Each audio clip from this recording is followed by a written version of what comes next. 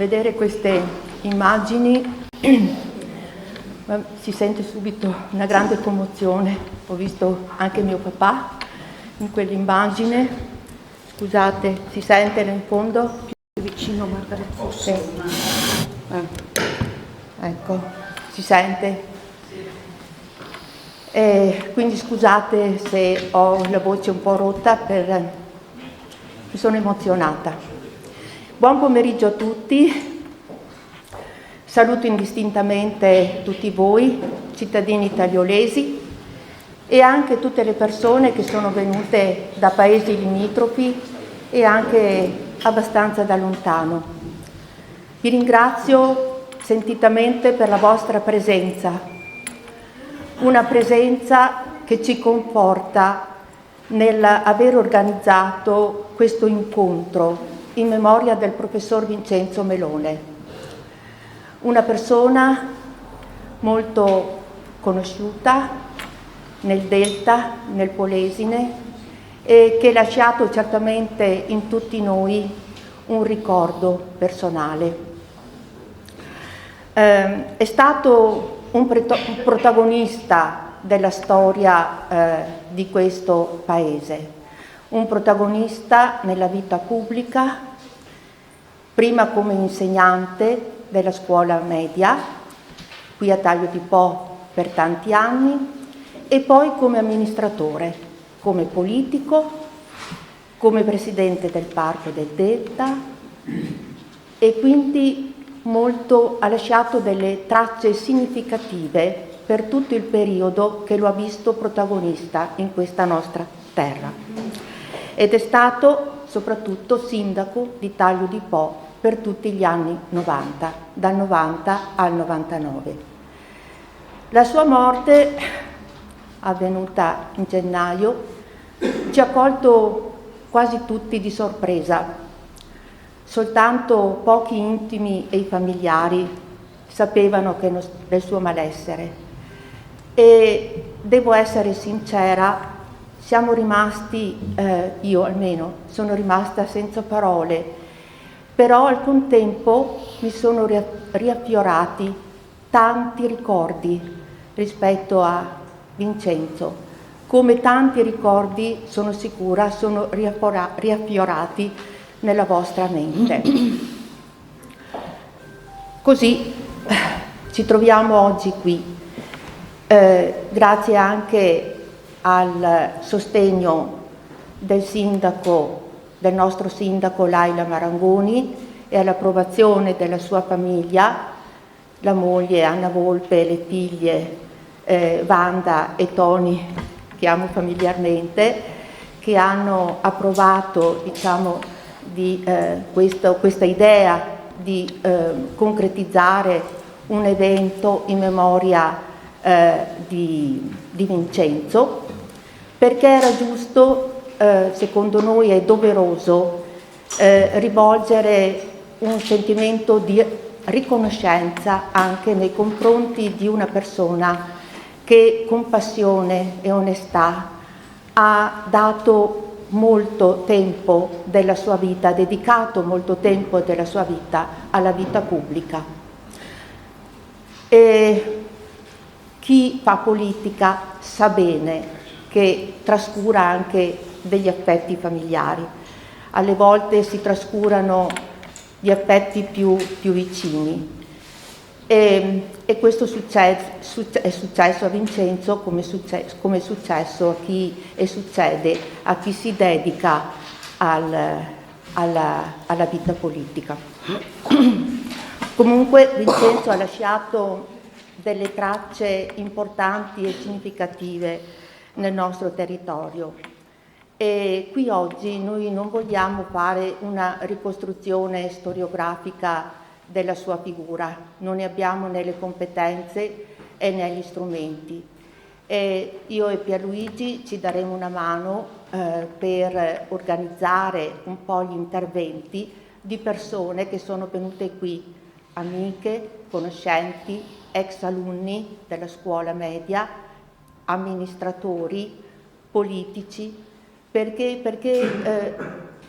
vogliamo intanto ricordarlo, ma cercare anche di mettere in evidenza quelle che sono state le sue doti, la sua cultura, i suoi talenti e la sua capacità, diciamo, di rapportarsi con le persone, la sua oratoria, quell'oratoria d'altri tempi, perché una volta c'erano i partiti, c'era una scuola di politica e quindi si imparava e si acquisivano competenze frequentando proprio i partiti.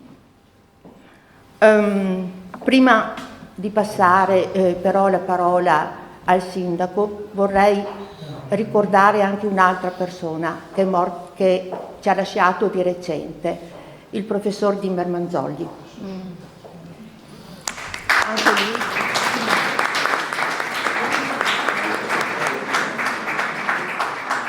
Anche lui una persona molto conosciuta, è stato per anni insegnante e preside della scuola media Brunetti, amante del Delta, presidente del Parco del Delta, è una persona splendida e quindi vi prego un minuto di raccoglimento per ricordare anche Dimmer.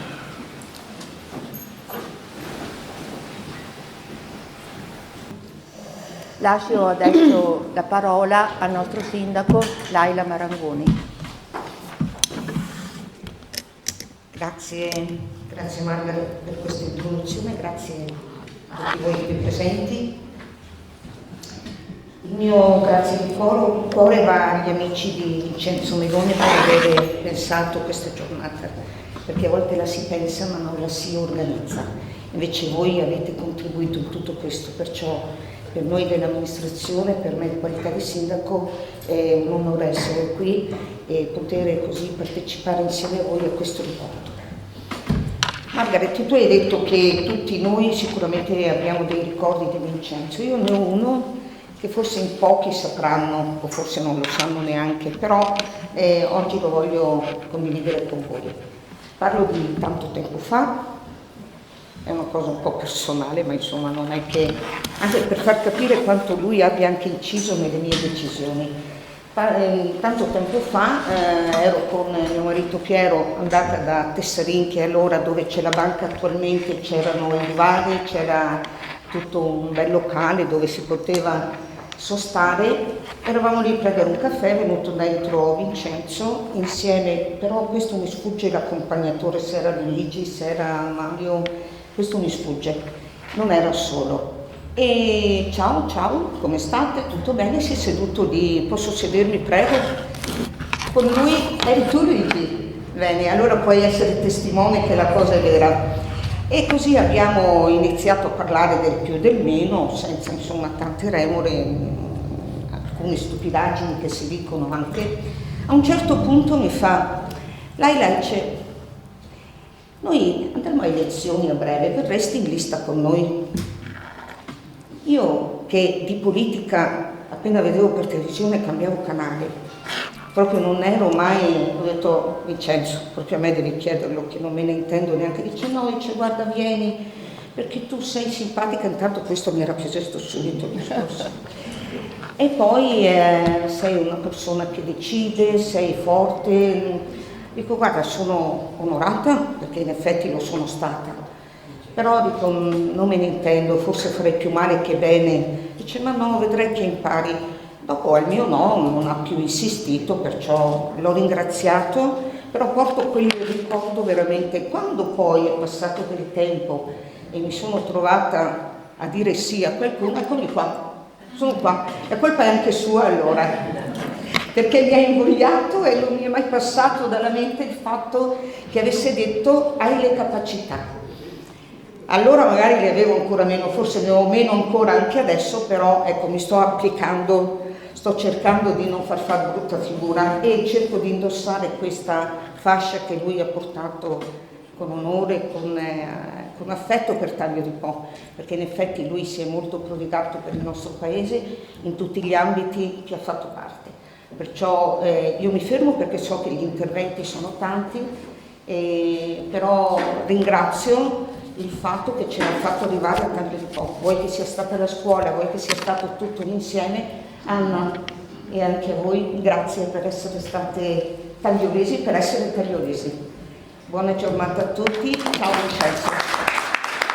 E a me ha chiamato una domenica mattina mentre stavo facendo da mangiare e mi ha chiesto: Margaret, vieni in lista con me, la stessa cosa che è successo a te.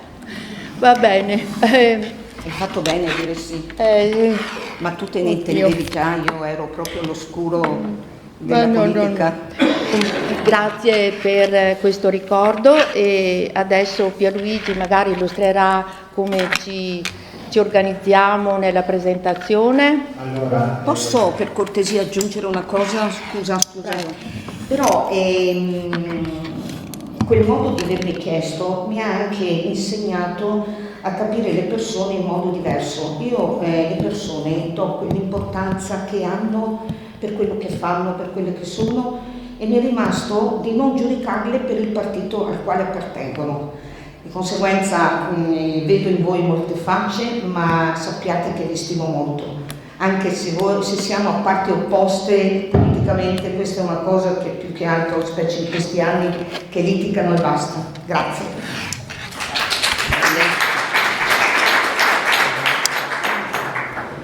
Hai ragione Laila, e infatti anche Vincenzo aveva appunto questa capacità ed era apprezzato infatti da persone non solo appartenenti al suo partito ma anche avversari politici, e questo era un grande punto a suo vantaggio. Bene Pierluigi. Grazie Laila. Vi illustriamo brevemente come è organizzata la giornata. C'è un telefono? No, io li ho qua adesso che prima... Alterneremo ai vari interventi immagini e contributi audio e video che ricordano un po' il periodo in cui Vincenzo ha operato qui a Taglio di Po.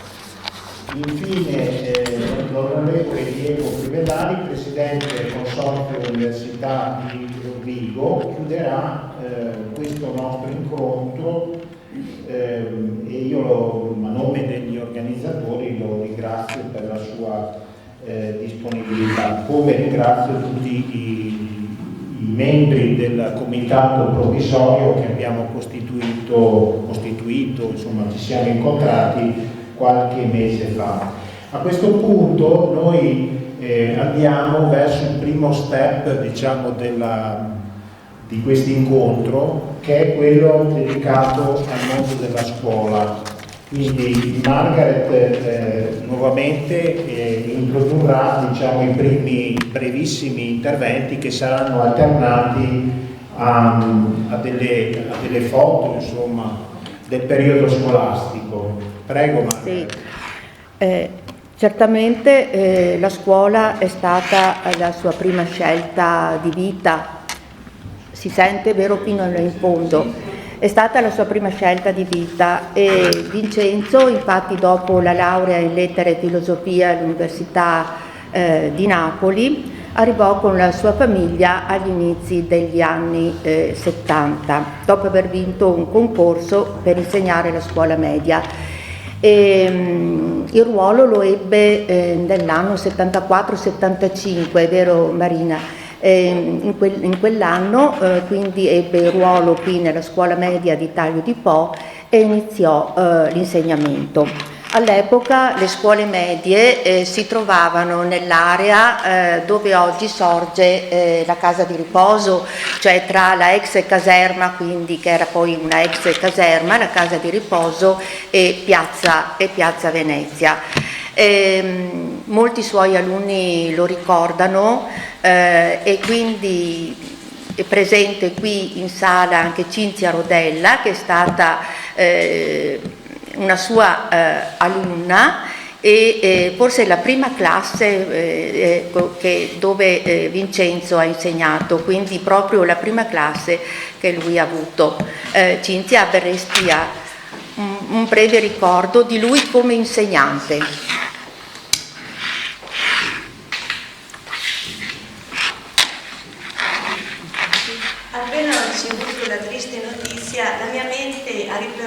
ritroso i tanti anni di conoscenza e di amicizia che mi legano al professor Melone, prima come insegnante alla scuola media e poi come sindaco.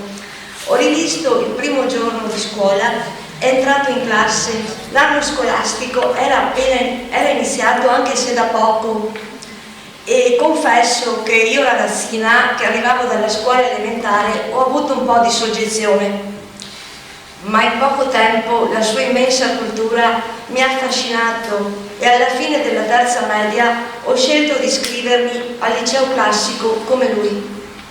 Oggi qui voglio esprimere il mio grazie a nome di tutti i suoi alunni e ricordare la sua grande sensibilità verso i giovani. Grazie Cinzia, e adesso darei la parola a Roberta Fava, una sua collega, la professoressa Roberta Fava. Grazie. Io ricordo Vincenzo, Enzo, che eravamo tutti quanti e vivo, e l'ho poi rimescolato, diciamo così, con i suoi colleghi. Ha detto bene Margaret, laureato in lettere e filosofia a Napoli, e venne qua nel 71, dopo aver insegnato, ha fatto una supplenza al liceo di Cava di Tirreni, dove poi aveva insegnato addirittura alla moglie Anna, che ancora ricordo. E qui si trova di fronte con la sua laurea in filosofia a dei ragazzi, a dei bambini, di ragazzi, però diciamo dal lato della sua cultura ha reso pratico questo modo suo di studio, di studiare, non si è certamente perso, un insegnamento che prende un po' la dialettica di Socrate, che scava dentro l'animo per capire chi sono le persone e tirar fuori le loro capacità. E infatti lui si interessava molto ai ragazzi che erano più disagiati, cercava di capire perché non studiavano, perché erano indietro, e cercava di stimolarli, di capire le loro problematiche economiche, sociali, psicologiche, e non trascurava nemmeno i ragazzi che invece erano più avvantaggiati. Quindi erano per tutti loro servizi. E come collega io lo ricordo un tipo molto ironico, tranquillo, sì, però aveva quelle battute, faceva molto pensare a Troisi nel suo film Postino, oppure Ricomincio da tre, con quelle battute che ci faceva ridere quando eravamo nei consigli di classe, quando magari la tensione era forte, bastava talvolta una sua battuta e la cosa si sfumava, ma non trascurava i suoi ragazzi sia nei consigli di classe sia nei colleghi decerti, quando li difendeva quasi come un leone, li portava avanti. Con la sua cultura, la filosofia, talvolta qualche professore universitario afferma che con la filosofia, quando diventa pratica, è sociologia. E lui, con i suoi studi filosofici, psicologici, pedagogici, non ha certo trascurato anche queste capacità. Per quanto riguardava la storia o la geografia, certo non ci soffermava alle date o ai personaggi importanti, ma andava a scavare il perché erano accaduti gli avvenimenti, il perché, le cause della guerra e tanto altro. E poi in geografia il clima, le differenze del clima e le diversità che uniscono e anche che avvicinano.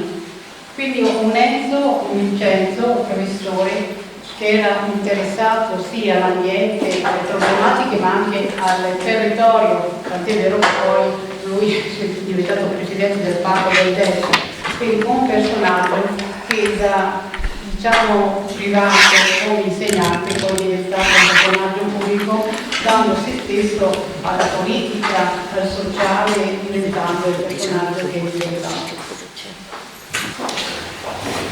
Adesso entriamo in un nuovo capitolo. Tanto ringrazio Cinzia e Roberta per le loro preziose testimonianze di un momento importantissimo, cioè quando è arrivato a Taglio di Po, quando ha iniziato a insegnare e quando è diventato una persona nota qui a Taglio di Po. E apriamo il capitolo della politica. Siamo alla metà degli anni 70 e Vincenzo è un insegnante apprezzato, stimato, giovane, e gioco forza che il Partito Comunista, diciamo alla ricerca di intellettuali da inserire nella propria struttura, nel proprio gruppo, vede in Vincenzo una persona idonea a ricoprire questo ruolo. In quel periodo, la metà degli anni 70, dopo la contestazione del 68, molti giovani e intellettuali si avvicinarono al Partito Comunista di Berlinguer. In quella fase, anche a Taglio di Po, Mario Finotti e Nello Fabbri, che erano i principali dirigenti del Partito Comunista, dopo aver ricevuto varie informazioni, ecco, questi due personaggi erano uomini che avevano sempre le antenne accese su quello che succedeva in paese, nella piazza, decisero di chiedere a Vincenzo di candidarsi come indipendente nelle liste del Partito Comunista. Era il 1975. E chiaramente loro girarono un po' in largo, come si usa fare quando si chiede a una persona di candidarsi, si dice: guarda, ti aiuteremo, non preoccuparti, eccetera eccetera. Poi sappiamo tutti che rimaniamo coinvolti, e parlo al plurale perché in questa sala vedo tanti uomini politici, insomma. Questo che vedete nella diapositiva sono gli appunti del primo comizio di Vincenzo, 15 giugno 1975. E lui in quel periodo scriveva tantissimo, come facevano un po' tutti i dirigenti politici, prendevano appunti, erano metodici, partivano dal generale, la situazione internazionale, per parlare poi della situazione locale. Ecco, io non vi voglio rubare tantissimo tempo su questo aspetto, perché io sono arrivato dopo, diciamo, nel partito tradizionale della sinistra, e ritengo che Renato Pregnolato, che è stato per molti anni suo collega all'interno del Consiglio Comunale e non solo, anche all'interno della Giunta Municipale, dal 1980 al 2004, sia in qualche modo la persona più idonea a parlare di questo periodo, di questa fase. Mi permetto semplicemente, prima di dare la parola a Renato, che invito a sedersi, diciamo, al mio fianco, mentre passo, diciamo, queste immagini, queste diapositive, di soffermarmi su alcune foto. Ecco, ho focalizzato Gianluigi Scarpante, che vedo in sala, che ringrazio, e che è stato un grande amico di Vincenzo, una grande amicizia quella tra Gigi, noi lo chiamiamo Gigi, e Vincenzo. Poi qui ci sono altre foto di momenti, diciamo, di iniziative della... Ti interrompo proprio a Parenzo. Per me è stato un grande fratello. Bene. Una grande. Certo. Un fratello. E poi altri momenti, diciamo, della vita del partito di quegli anni.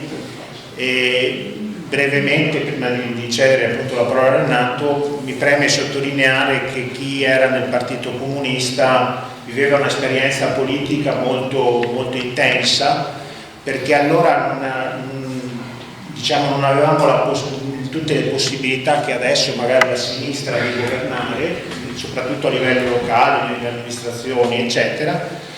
Allora, diciamo, c'era un po' una sorta di posizione antisistema, e quindi per entrare nella possibilità di governare si facevano tantissime iniziative, c'era un'attività politica molto, ma molto, ma molto intensa.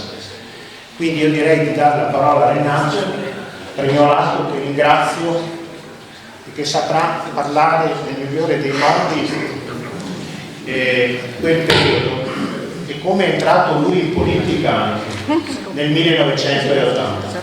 Grazie anche a Vincenzo Credi.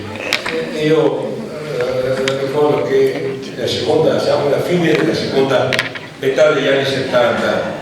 Ero un ragazzotto che si era stato appassionato alla politica e aveva individuato il Partito Comunista come la propria casa ideale per quegli anni. Ero ancora minorenne, ero ancora 18 anni. Avevo frequentato la sezione casualmente per questioni elettorali.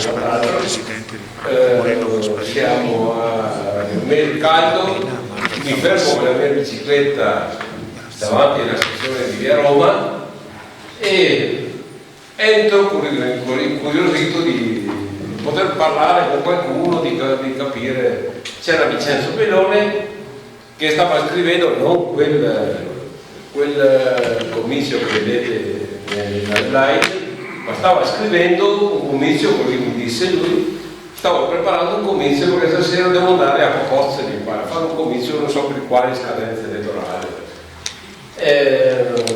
Gli davo del lei, ovviamente, lo conoscevo come professore, che gli invidiavo perché nella sezione che io frequentavo delle scuole medie all'agraria, l'ex agraria di Via Matteotti, lui ogni tanto con i suoi studenti andava in cortile a giocare a calcio e noi invidiavamo che non avevamo questa possibilità di andare così a trascorrere qualche minuto anche divertendoci, insomma. Da quel momento, da quel giorno, da quel pomeriggio, Vincenzo Bellone mi dice: guarda, dopo esserci presentati ovviamente con le nostre aspirazioni, la nostra voglia di fare, mi dice: guarda, tu se ti dai da fare diventerai il segretario del partito. Abbiamo bisogno di rinnovamento, abbiamo bisogno di giovani, abbiamo bisogno di cambiare il partito che abbiamo fatto un po'. Gli anni erano un po' particolari, gli anni del terrorismo, anni di grande subbuglio in questo paese. Gli dico: guarda professore, io sono giovane, non ho grandi esperienze, mi aiuti, mi dia qualche indicazione. Sta tranquillo, ti seguirò, però io le direttive non preoccuparti, se ti impegni io ci sono. La promessa la mantenne. In quegli anni successivi, per tutti gli anni 80, quel partito che io guidavo da modesto segretario ebbe una crescita enorme a taglio di poco, e questo era dovuto all'entusiasmo che Vincenzo Bellone aveva saputo creare, coinvolgendo non solo alcuni giovani che non si erano mai avvicinati a questo partito, ma anche i compagni più vecchi, più anziani, un po' diffidenti verso chi parlava in maniera troppo forbita, troppo preparato, in maniera culturalmente troppo preparato, sapeva coinvolgere quella propria cultura, la propria preparazione, con gli argomenti che trattava, che non erano solo quelli come dire locali, ma spaziavano anche a livello provinciale, ovviamente, a livello nazionale.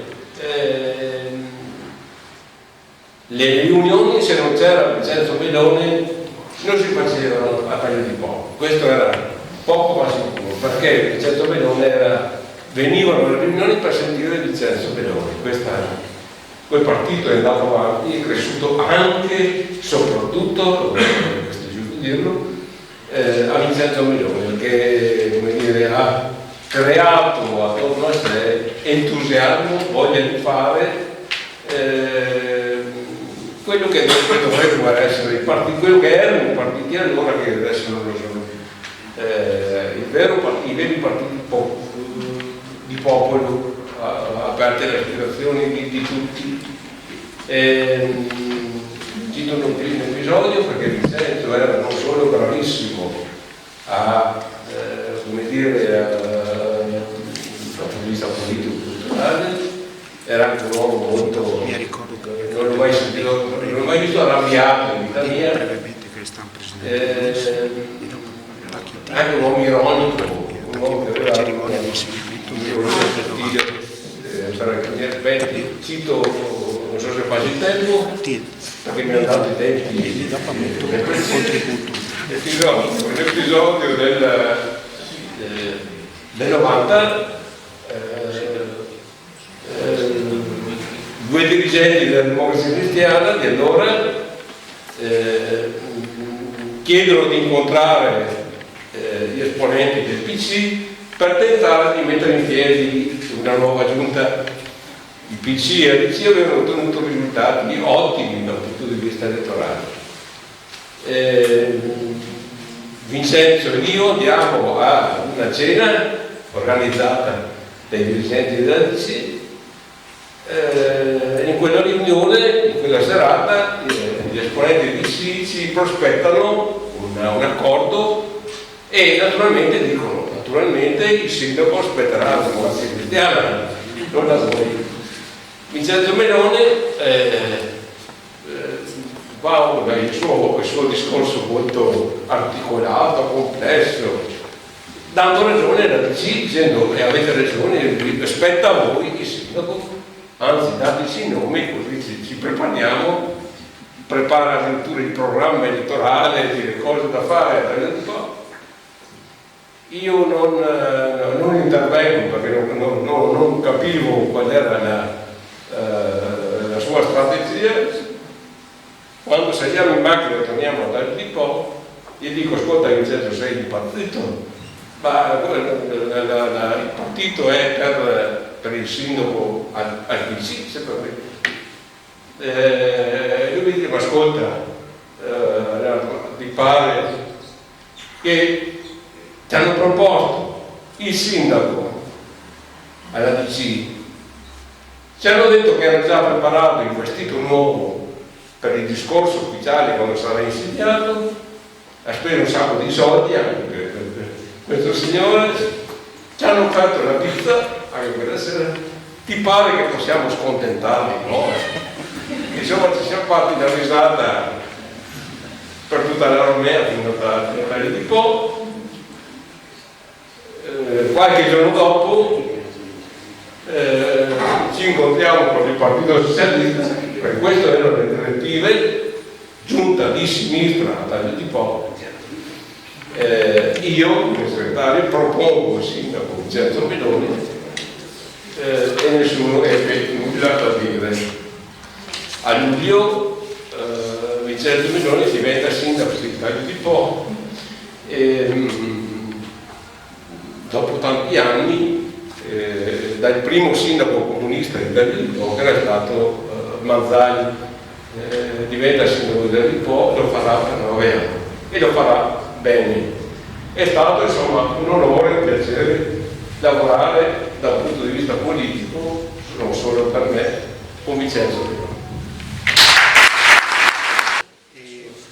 Proprio in quegli anni Vincenzo Melone aveva ricoperto, parlo dei primi anni 80, a cavallo tra i 70 e gli 80, aveva ricoperto importanti incarichi politici, non solo, era stato prima vice sindaco di Taglio di Po, giovanissimo, dal 75 all'80, e poi vice sindaco e assessore ai servizi sociali, prima con il sindaco Albano Girotti e poi col sindaco Indo Pozzetto, e diventerà un esperto in materia sociosanitaria, tant'è vero che nell'81, mi pare, per alcuni anni ricoprirà la carica di presidente dell'UIS 31 di Adria. Vedo l'avvocato Tosini che anche lui era in quel contesto, e diventò presidente dell'UIS 31 di Adria e fu candidato alle elezioni politiche, per pochissimi voti non fu eletto, credo nell'81 o nell'83, adesso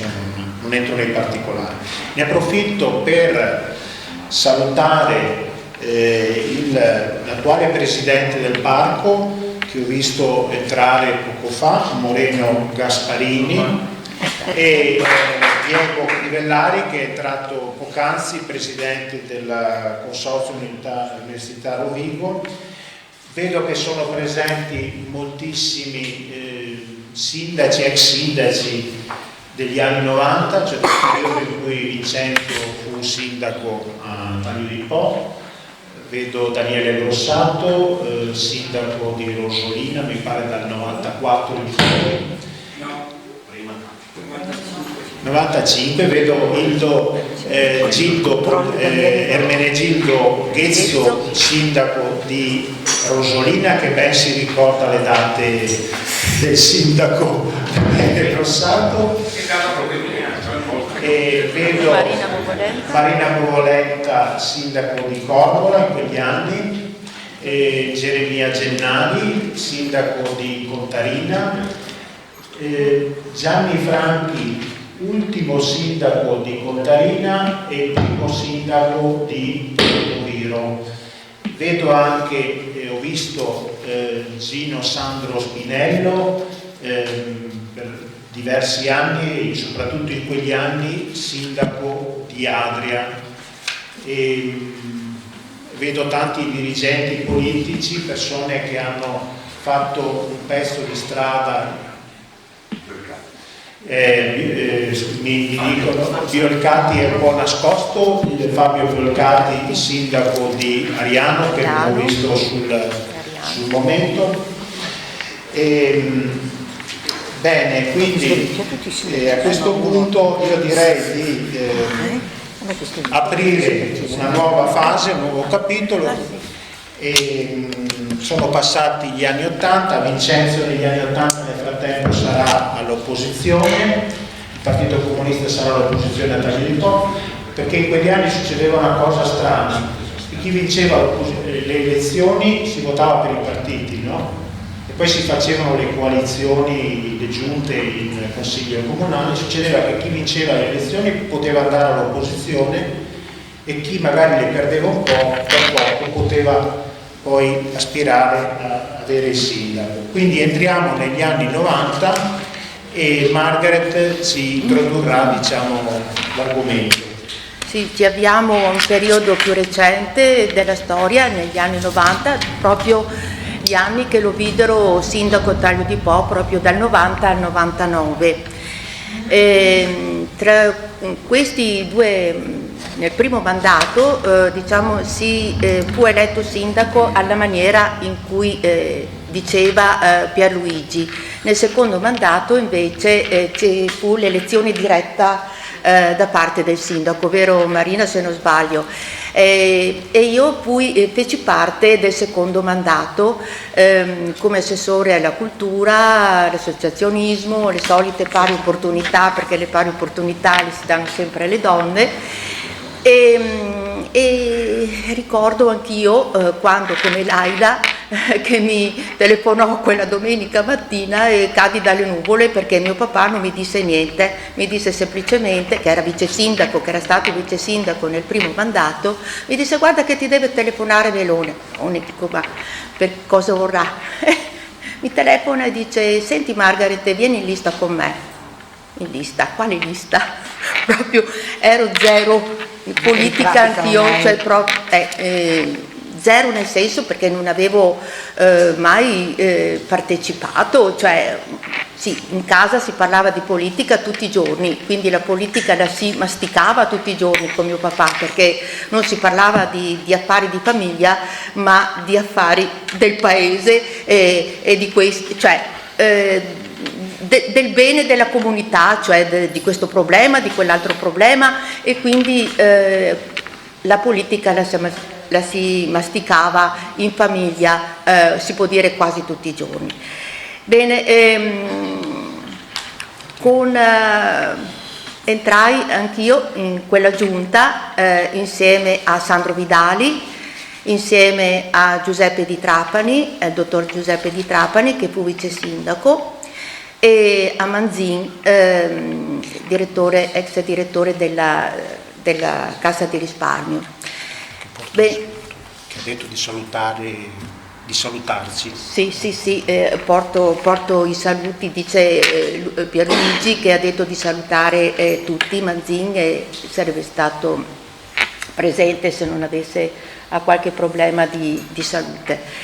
Io prima di ricevere testimonianza dai miei ex colleghi di quella giunta, il dottor Di Trapani e Sandro Vidali, prima vediamo un contributo, un video in cui vediamo appunto il primo insediamento di Vincenzo durante la prima giunta, e poi lasceremo la parola a Tarcisio Mazzon, che a quel tempo faceva parte della minoranza nel primo mandato di Vincenzo. Quindi sentiamo il discorso di Vincenzo, il suo primo insediamento. Per la nomina del sindaco della giunta e l'approvazione del documento programmatico. Chi è d'accordo? Alzi la mano.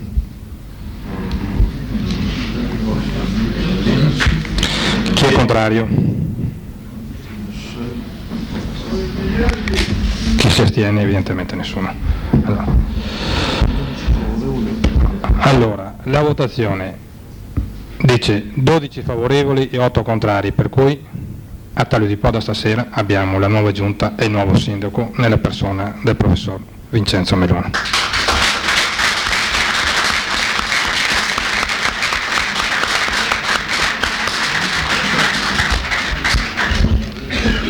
Un attimo, prego. Lei prende il possesso. Invito il nuovo sindaco a prendere possesso della carica e voler rivolgere un piccolo saluto.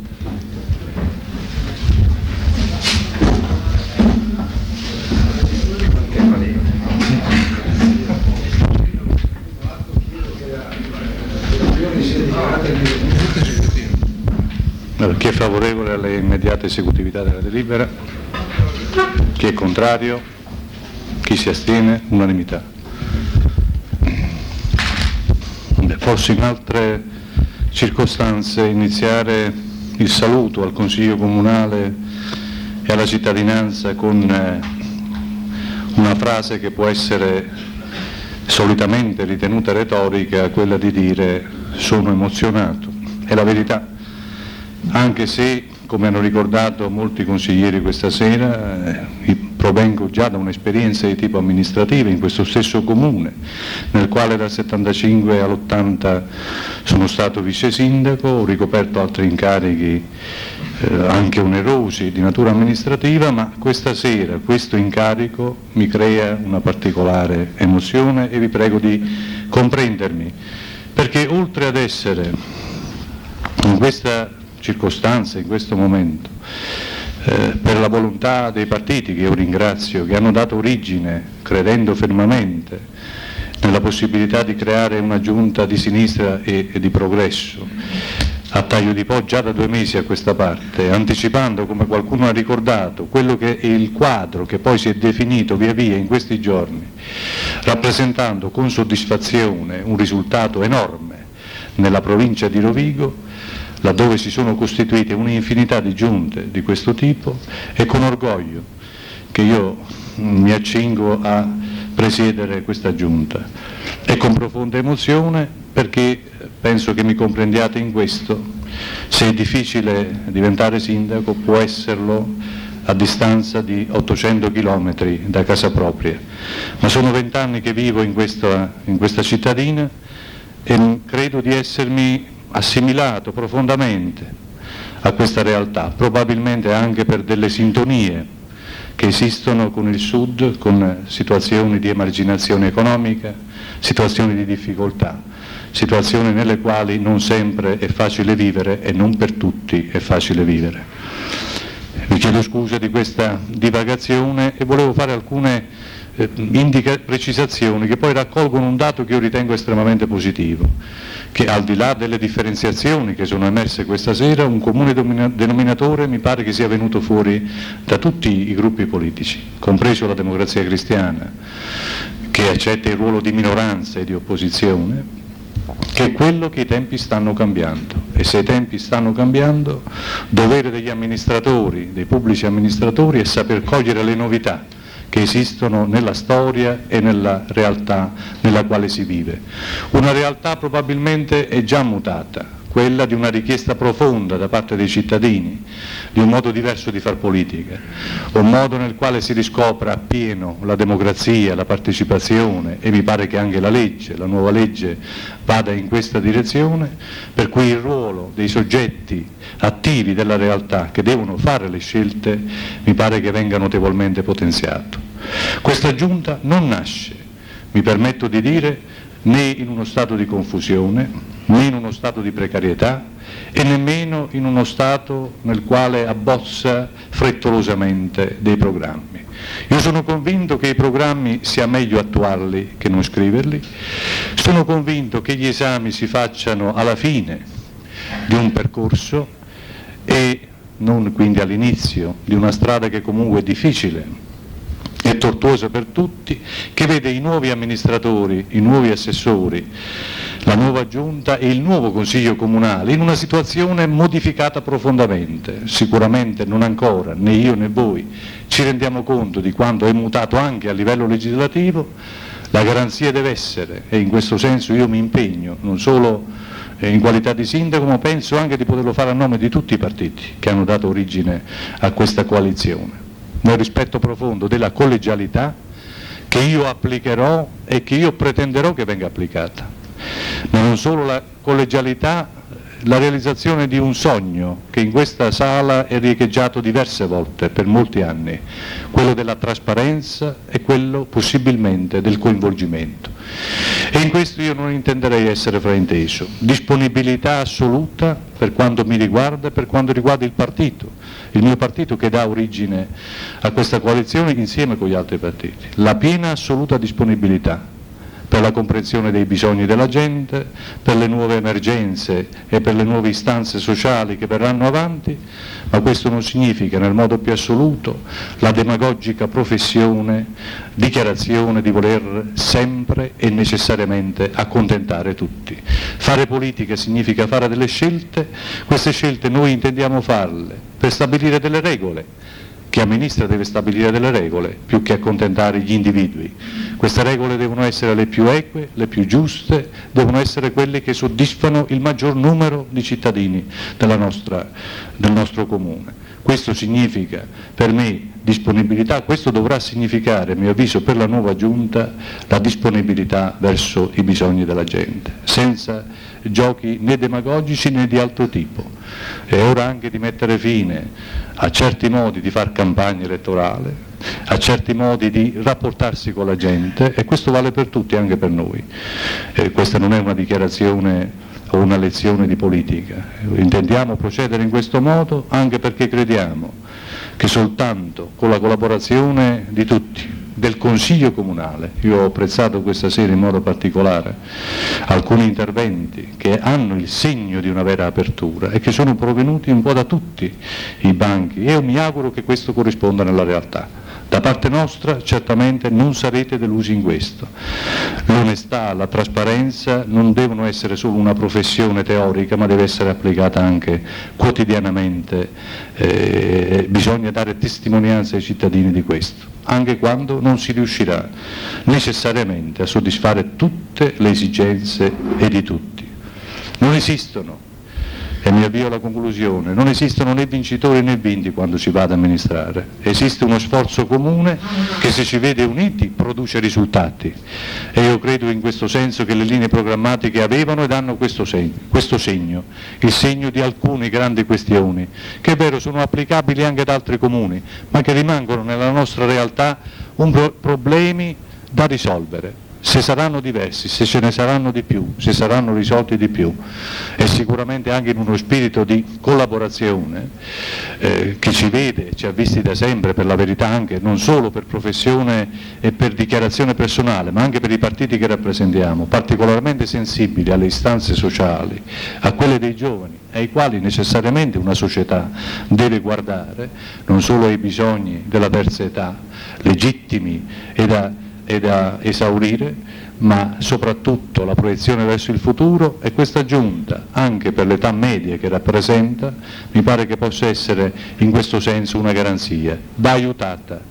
Io chiedo l'aiuto di tutti, degli assessori ovviamente, dei consiglieri comunali, dei partiti che governano e di quelli che sono all'opposizione, ma anche dei cittadini tutti. Aiutateci a progredire sulla strada di un'amministrazione che sia la più adatta ai vostri bisogni, nel rispetto delle regole fondamentali, e con un ringraziamento finale a quelli, senza fare nomi, che questa sera hanno espresso anche dei giudizi positivi sulla mia persona. Io spero solo di ripagarle di questo loro giudizio, e come qualcuno ha detto, quando all'esame quello che conterà fra 5 anni ci sarà una verifica, che questi risultati siano consoni alle dichiarazioni che questa sera abbiamo fatto.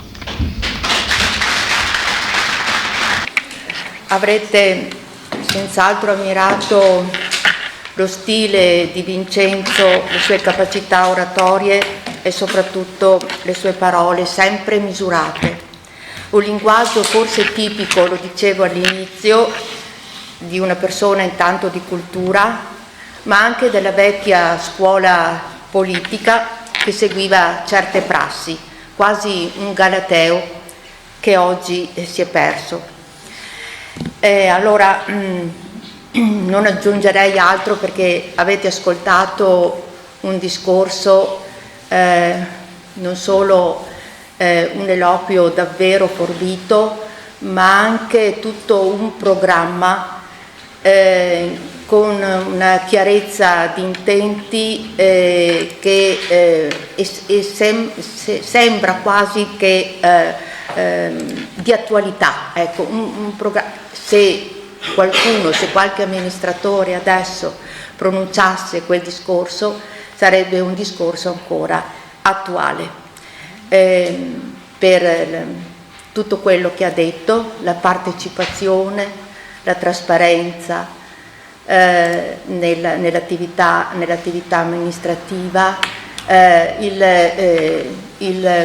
la sensibilità verso il sociale, sì, verso le persone anziane, ma soprattutto uno sguardo al futuro, ai giovani. Quindi aveva una visione, Vincenzo, a 360 gradi e soprattutto si affidava anche alla partecipazione dei cittadini. Senza il sostegno dei cittadini e la partecipazione soprattutto della gente, un amministratore si sente solo. E quindi anche il rispetto che ha dimostrato nel suo discorso, il rispetto per tutte le forze politiche, non solo per i suoi sostenitori, ma anche nei confronti dei suoi avversari politici.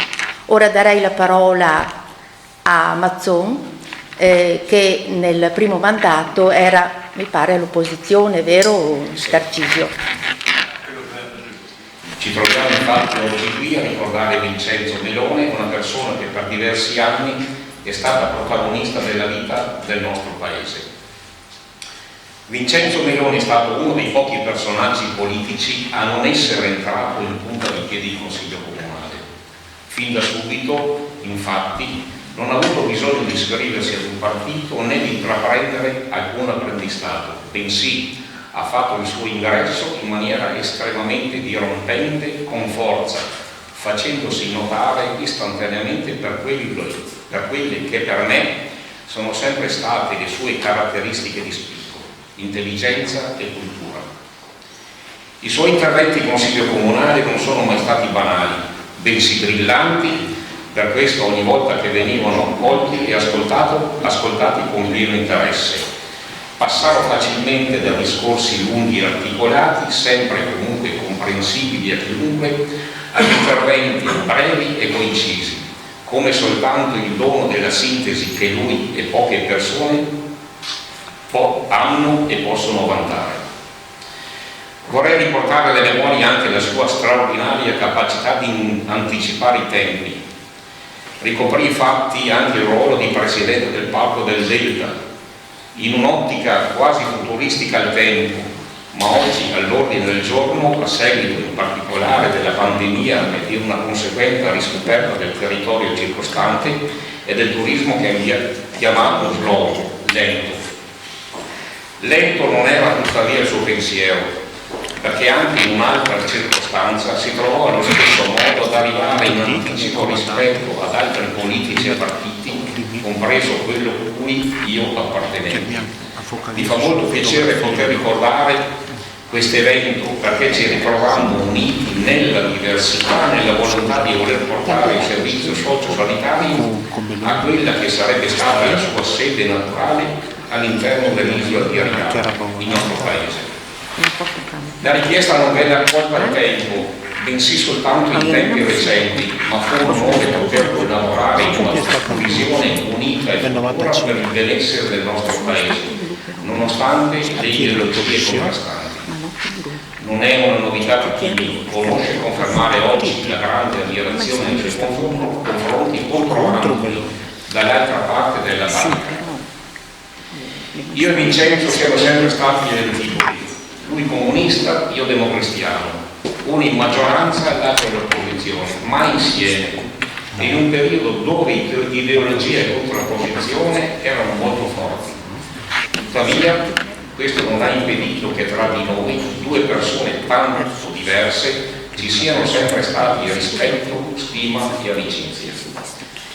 Con le doti e le capacità che aveva, avrebbe potuto aspirare a ruoli più importanti, ma non ha cercato né rincorso incarichi di maggior prestigio o visibilità, bensì ha accettato di fare politica nel suo comune, ricoprendo dignitosamente per 9 anni la carica più alta della nostra comunità.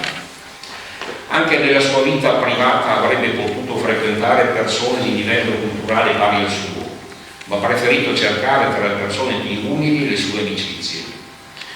Un altro suo desiderio, nonché intuizione, è stato quello di fare uscire il nostro comune dall'anonimato, ricercando un interscambio culturale e di amicizia con un'altra città in terra di Croazia. Mi piacerebbe quindi ricordare 2 momenti salienti di questa nuova prodigiosa avventura da lui proposta. Il primo, quando lui sindaco ed io capogruppo del maggior partito di opposizione andammo da Miscial, commissario, per i primi approcci con i responsabili di quella che in seguito sarebbe diventata la nostra città gemellata. E il secondo, quando nella mia veste di presidente del Consiglio Comunale andai a rappresentare Taglio di Po ad una festività domesciale e Vincenzo Meloni, che dopo aver lasciato la politica attiva ed essersi trasferito in terra croata, venne a salutarli, non dimenticando né il paese che per 9 anni aveva amministrato né la nostra amicizia, proponendomi anche di lasciare per qualche breve istante la nostra delegazione per conoscere la sua nuova compagna e la casa dove aveva deciso di abitare. Voglio ricordare Vincenzo così, un amministratore serio, una persona che non ha cercato il potere, un amico. Grazie a tutti per la vostra attenzione. Ora vorrei pregare il dottor Di Trapani, che ho visto seduto, che è stato vice sindaco nel secondo mandato e che è stato tra i pochi amici intimi che lo ha sentito fino all'ultimo giorno di vita. Quindi Giuseppe, prego.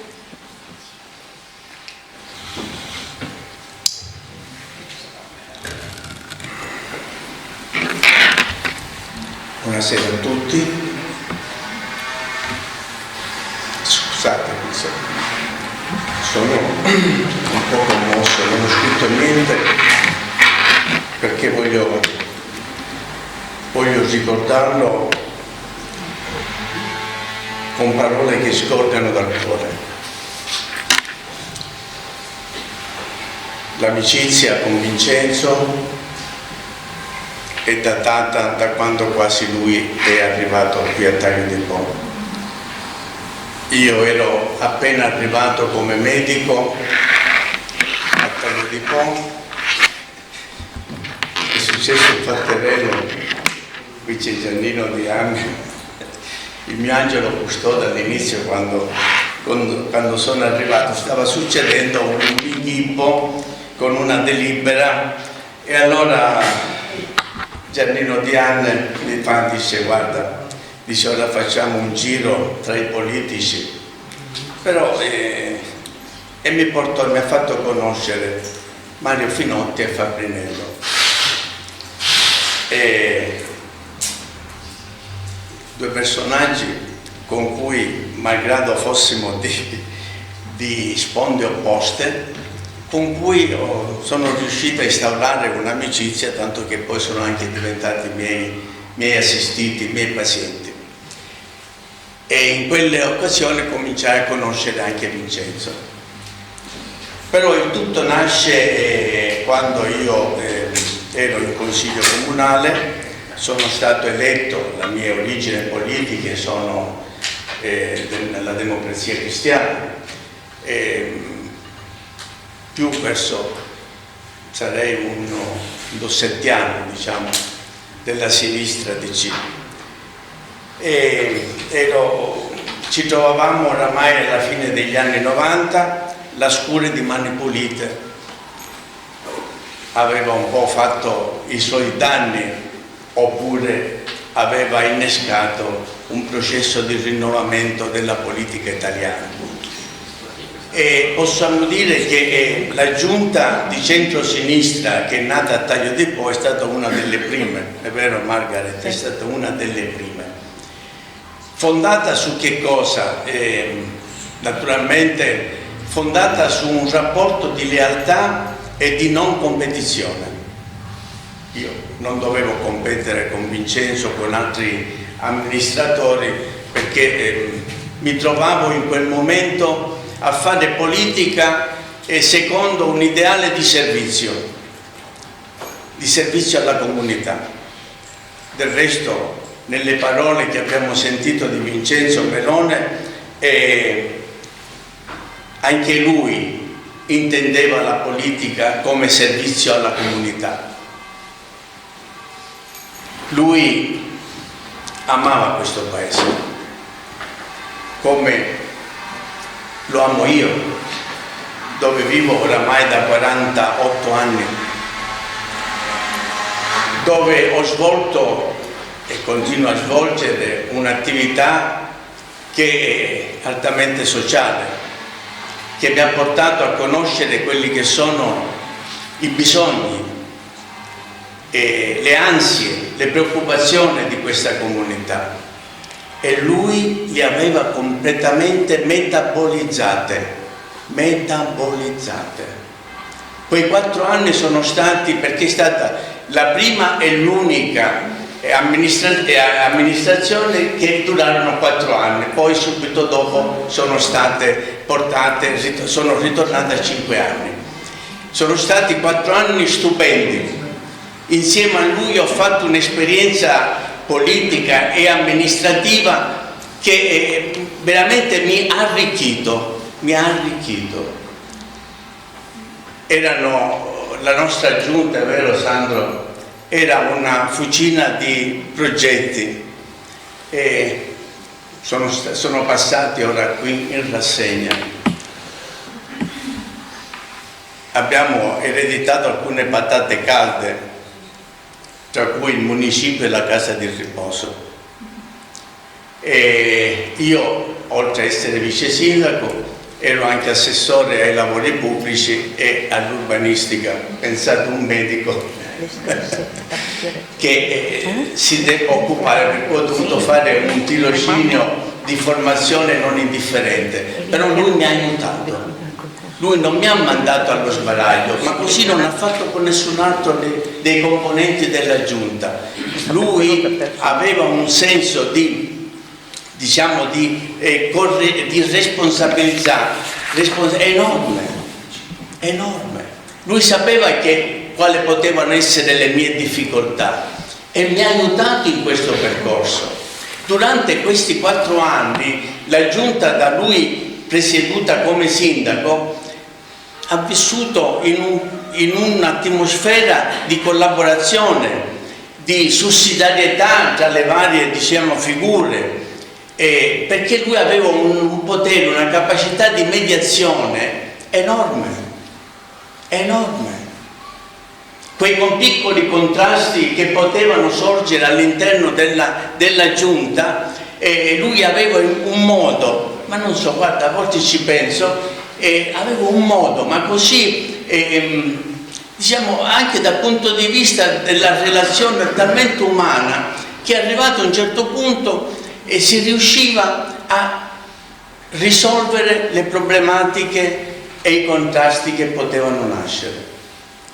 Mi sento all'orecchio ancora la sua voce, perché i rapporti tra me e Vincenzo sono andati oltre quello che era la politica, siamo diventati amici, forse le nostre comuni origini meridionali, la nostra formazione, perché anche se lui era di estrazione comunista, comunque ha vissuto in una famiglia di democristiani. Una famiglia di democristiani, per cui conosceva bene le dinamiche nei rapporti tra le varie diciamo, estrazioni culturali. Per cui con lui è nata un'amicizia che è andata al di là dell'amministrazione, della politica, un'amicizia che si è poi protratta fino al giorno in cui non c'è più. Io l'ho sentito 3-4 giorni prima che lui ci lasciasse, e scherzando mi ha detto, forse era già cosciente che non gliel'avrebbe fatta, dice: Giuseppe, tu sei imparentato con San Pietro. Ho detto, beh, con questo, dice, mettici una parolina. Ma lui aveva queste battute così scherzose, eccetera, però malgrado avessi i suoi problemi gravi di salute, mostrava sempre un grande ottimismo. Non l'ho mai visto abbattuto al telefono.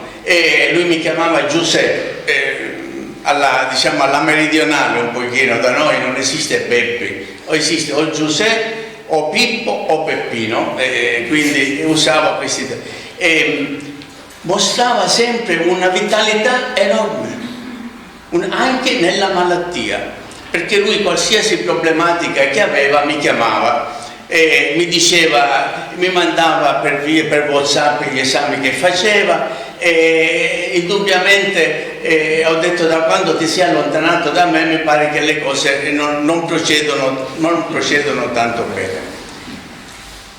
Quello che mi ha colpito in quest'uomo è la lealtà, l'onestà.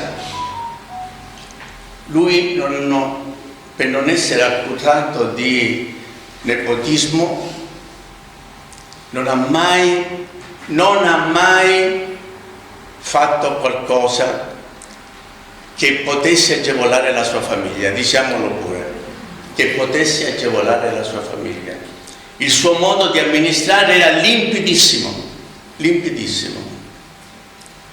E il rapporto, per cui questa giunta è andata avanti proprio perché aveva delle fondamenta di solidità e di lealtà che ci incoraggiavano tutti, e per cui siamo riusciti a realizzare quel programma. Il municipio tanto contestato, noi abbiamo operato per 4 anni in uno e non voglio usare un termine troppo, ma quasi in un lettamaio quasi. Oggi Taglio di Po ha una sede con tutte le contestazioni che ci sono state, ma ha una sede dignitosa, e poi non vi dico le problematiche della casa di riposo per portarla fuori e riuscirla a portarla a termine, ma poi la sistemazione dei cimiteri di tutte le frazioni. Non sto qui a dirvi e a tenervi a cosa. Vincenzo, bisognerebbe inventarlo.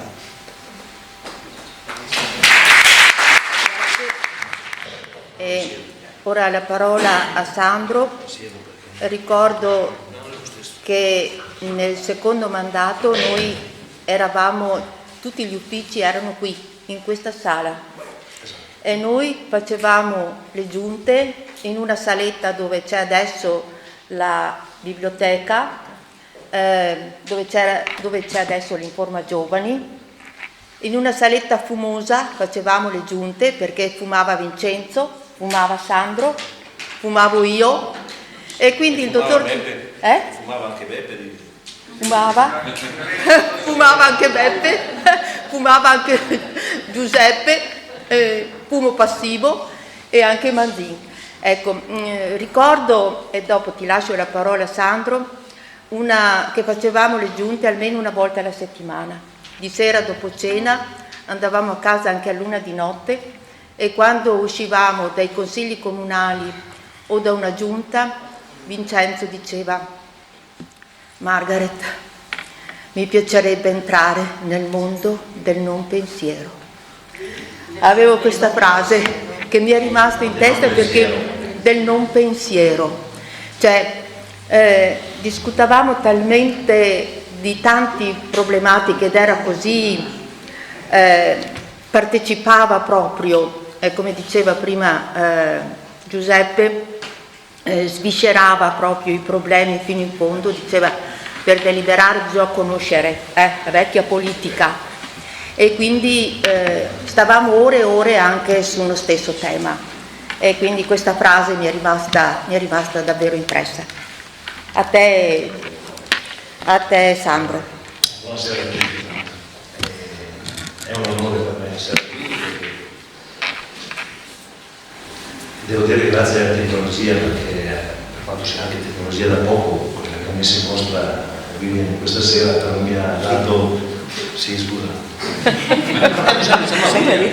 È una tecnologia da poco, abbiamo fatto artigianalmente quello che abbiamo potuto. Mi ha dato modo di sentire Vincenzo ancora come se fosse qui, insomma, sentire la sua voce e l'immagine che mi ha visto mi ha dato una bella emozione. Come diceva Renato all'inizio quando ha raccontato le parti in cui Vincenzo arriva qui e capire un po' e creare quella sorta di quell'entusiasmo nei giovani di allora. Io ero uno di quelli, mamma cristiana, papà socialdemocratico, fratello socialista, mancava quello che guardasse un pochettino più dall'altra parte. E allora in questa maniera parecchi sono delle mie età ci trovavamo a frequentare le feste dell'unità e alle feste dell'unità Vincenzo era un punto di riferimento per molti, insomma, perché per tutti noi, perché di fatto insomma mi avete sentito anche voi nei discorsi di prima, chi ha avuto modo di conoscerlo e di fare dei percorsi insieme a lui ha sicuramente avuto modo di apprezzarne le tante qualità che aveva, ma come la sonatoria insomma, che lo faceva, che lo elevava una spanna sopra tutti gli altri, insomma, c'era poco da dire. Nel periodo in cui Vincenzo è stato sindaco nessuno di noi poteva raggiungere i livelli che aveva lui su qualsiasi tema, poi non andassimo a parlare della sanità, dell'ambiente, del marco, da questa cosa. Quindi è stato un onore, ma è stata anche l'unica condizione che potesse portarmi a entrare in giunta, perché se io sono entrato in quella giunta in cui Narciso non ha potuto utilizzare il suo vestito, non ero io. Sì, non so che se io sono entrato in quella, ma non lo siamo neanche idea. No. Se io sono entrato in quella giunta era solo ed esclusivamente perché c'era Vincenzo come sindaco. In nessun altro caso io avrei scoperto che era una situazione strana, insomma, che si era verificata in quel periodo, un consiglio comunale che poteva contare sulla maggioranza di sinistra. Io ben volentieri mi sono tuffato in questa esperienza che per me è stata strepitosa, ma non credo solo per me, perché credo che sia stata per tutto il territorio del Delta, perché l'area che si è respirata allora era un'area che da anni non si respira più nel nostro territorio. E forse perché l'hai vissuta, forse perché l'ho vissuta, forse perché l'ho attraversata, ma gli uomini e le donne che c'erano allora e guardavano a questo territorio come se fosse un territorio unico.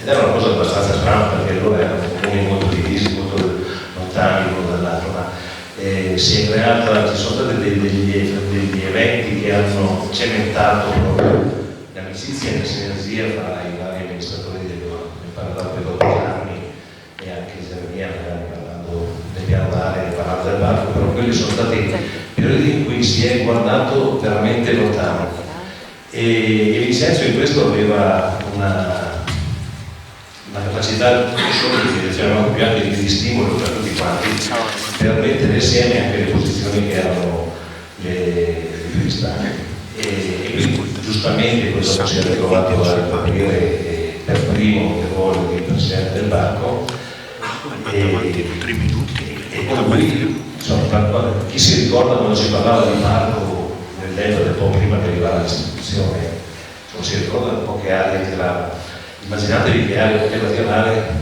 chissà perché non viene giù giusto davanti di giro,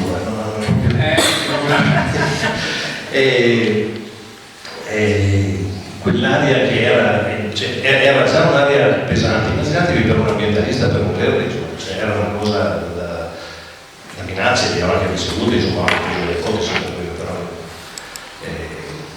però abbiamo portato avanti una battaglia che ha secondo me rivoluzionato il modo di pensare dell'area del delta fino a quando si è arrivata l'istituzione del parco. Poi purtroppo pian piano questa cosa è venuta un po' meno, perché dopo è venuto secondo me a mancare quella visione comune che i sindaci di allora, gli amministratori, gli assessori di allora avevano per questo territorio.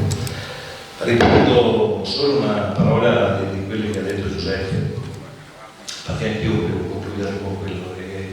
Dopo mi spiegherai, Giuseppe, perché quando hai parlato di contrasti in giunta hai guardato solo me. Che baruffante la situazione, che baruffante la situazione. No, ma proprio se proprio girare così, no? Qualche albero che sta da barbuto. Quando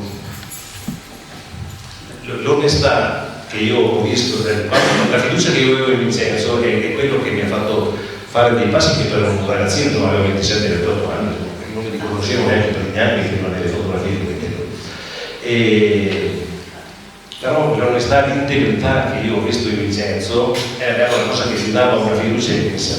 Credo che di tutto questo, quella che ha avuto il maggior danno Wanda sia stata lei, perché non so quante volte c'erano state richieste di persone per poter andare a lavorare da una parte o dall'altra, ma ci fosse stata una volta che tuo papà avesse detto c'è mia figlia che può fare questa cosa, ed era e glielo dicevo anche, ma perché mi ti viene la mano? Perché non glielo dici? Lascia stare, non voglio avere situazioni che qualcuno poi dopo abbia qualcosa da dire.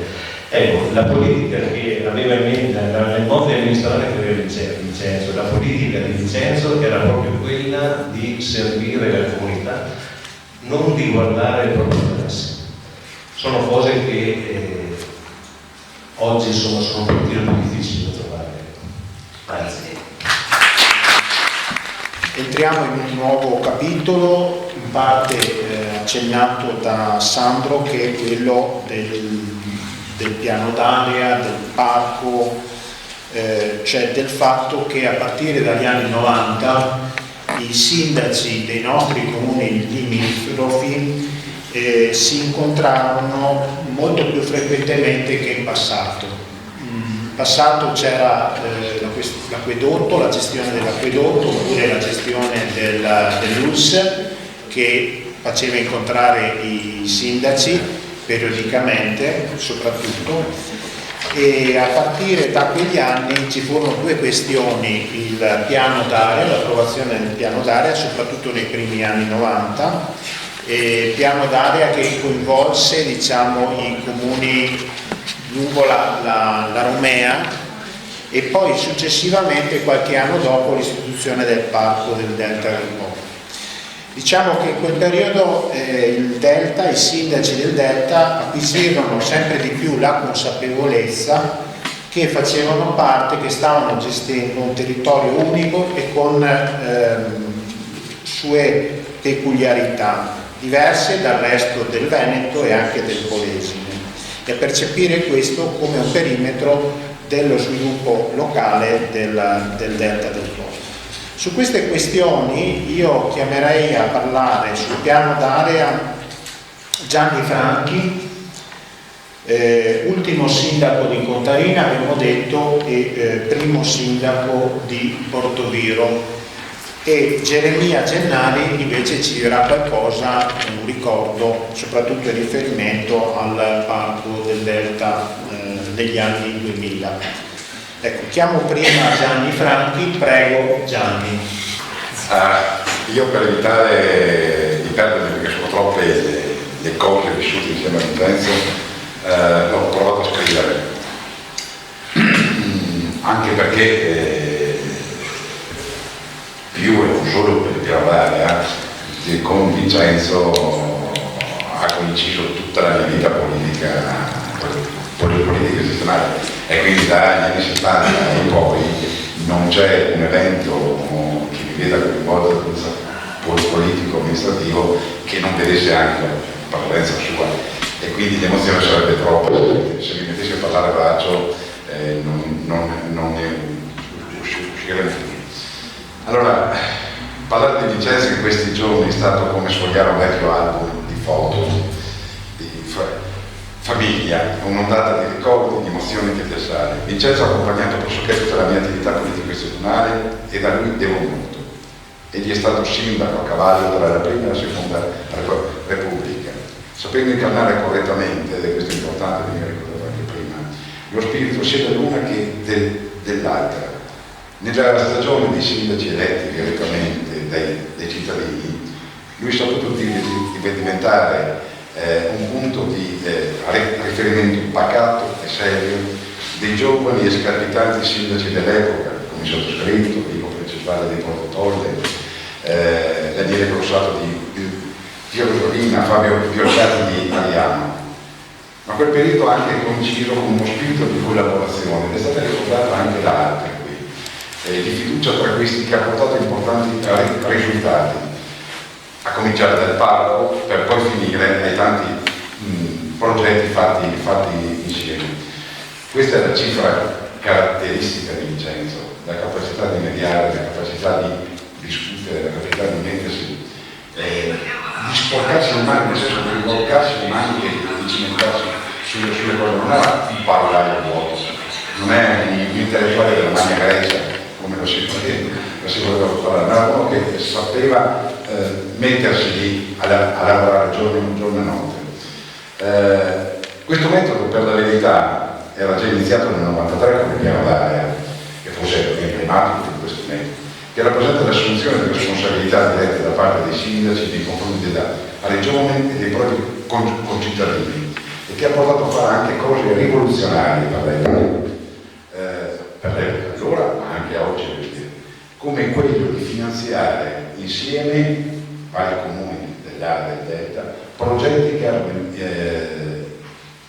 ubicati in un solo comune. Due esempi per tutti: i cavalcaria sulla Romea, che portano, uno va sotto Portone e l'altro va sotto Porto Levante.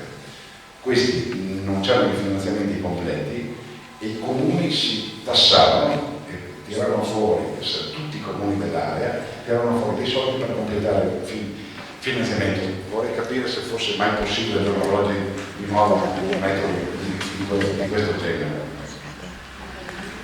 Metodo di lavoro, diceva, collaborazione costante, profondo attaccamento al proprio territorio, hanno prodotto una capacità unica di intervento a tutti i livelli in questo comune, che si basava fondamentalmente sulla specializzazione delle competenze che ognuno di noi aveva nelle varie materie e la fiducia reciproca che ci animava. Vincenzo era per tutti noi l'uomo della sanità per le sue esperienze precedenti. E il suo lavoro autorevole è stato fondamentale per i sindaci dell'area, ma non solo dell'estremo Delta, anche tutta questa nel senso più vasto come Delta, che comprendeva certamente i sindaci come Marina Povolenta di Corpola, Trevisani di Coreo, Gino Spinelli di Agria. Eravamo diventati una squadra conosciuta e riconosciuta in molti ambiti, non solo locale ma anche regionale, nazionale ed europeo. Il riconoscimento dato dall'Unione Europea per esempio l'efficace programmazione del basso realizzata con il piano di area ne è la conferma. Il nostro metodo era che su ogni questione non aspettavamo che qualcuno ci dicesse cosa fare, ne discutevamo tra noi e si decideva da linea.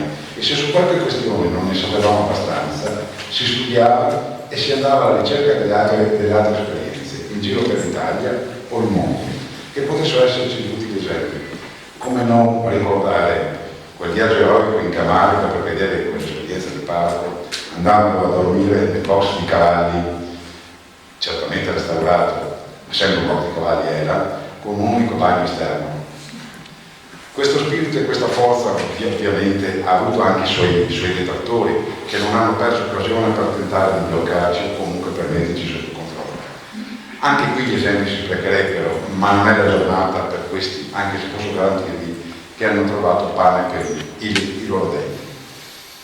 Di questo periodo il coronamento è rappresentato dalla nomina di Vincenzo primo presidente del Leonardo del Parco.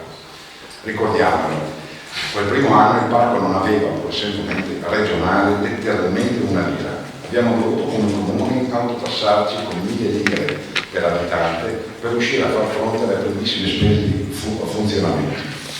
Ma Vincenzo non è stato solo importante per il tempo. Le sue capacità le ha sapute mettere a disposizione anche per il livello superiore che è stato rappresentato dall'Associazione dei Comuni Veneti, di cui abbiamo l'onore anche oggi di ospitare l'ex direttore Paolo Menara, che mi ha fornito una sua breve nota che vado a leggere. Vincenzo inizia i suoi impegni in Anci Veneto nei primi anni 90, assumendo con la presidenza di Jacopo Merlin nel 1995 l'impegno di presidente della Consulta Sanità e quello di componente di direttivo e di consiglio. Ma le sue iniziative generose erano partite dalla critichetta con gli aiuti ai comuni dell'ex Jugoslavia coinvolti nei conflitti, collegandosi con iniziative promosse dal presidente Rossetto nel 91-93. L'azione di Vincenzo si distingueva sempre per l'intelligenza, la generosità, l'amore per i suoi concittadini, la lungimiranza, in una visione politica scelta da interessi personali e di parte. Si consolida soprattutto negli anni 95-2000 con la presidenza del sindaco di Schio Giuseppe Bellato Serra nei settori più congeniali, sanità e politiche sociali, anche alle sinergie messe in opera con i colleghi sindaci di Campo Nagara, Walter Mescachini, l'assessore del comune di Calonia, Vittorio Turia, vicepresidente ANCI, e il sindaco di Porto Giovanni. Il suo costante impegno riesce a mettere a frutto obiettivi prestigiosi come l'ambasciata per la lavorazione locale a Sisak in Croazia ed anche le proposte illustrate in quinta commissione dal Consiglio regionale della riorganizzazione delle strutture sanitarie a seguito delle modifiche introdotte dalle leggi regionali a partire dalla metà degli anni 90. A tale proposito Vincenzo affermava tra l'altro la convinzione che il riordino delle strutture ospedaliere era da ritenersi un obiettivo fondamentale ed un momento cardine di un processo di ammodernamento e di qualificazione della sanità. Un passaggio quindi decisivo per superare le inefficienze, per far decollare un modello di sanità più moderno e funzionale alle esigenze dei cittadini.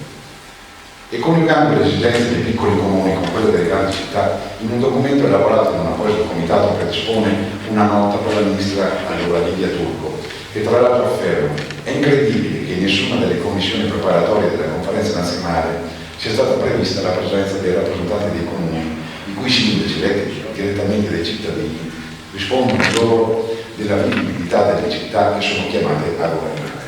È proprio questa sua visione di inclusione delle politiche locali nella sanità incuriosisce allora il ministro Turco, che chiama Vincenzo in alcune commissioni nazionali che stanno lavorando per alcune riforme che riguardano l'assetto della sanità. Ma Vincenzo non ha passione solo per la sanità, ma anche e soprattutto per l'ambiente.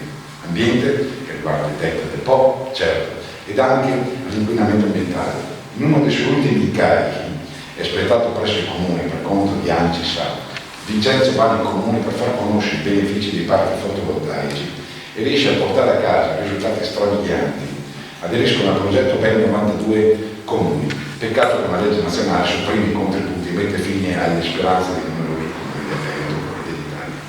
A Vincenzo va quindi un doveroso grazie per l'impegno e il sempre. Siamo Geremia Gennari, sindaco del comune di Portoviro.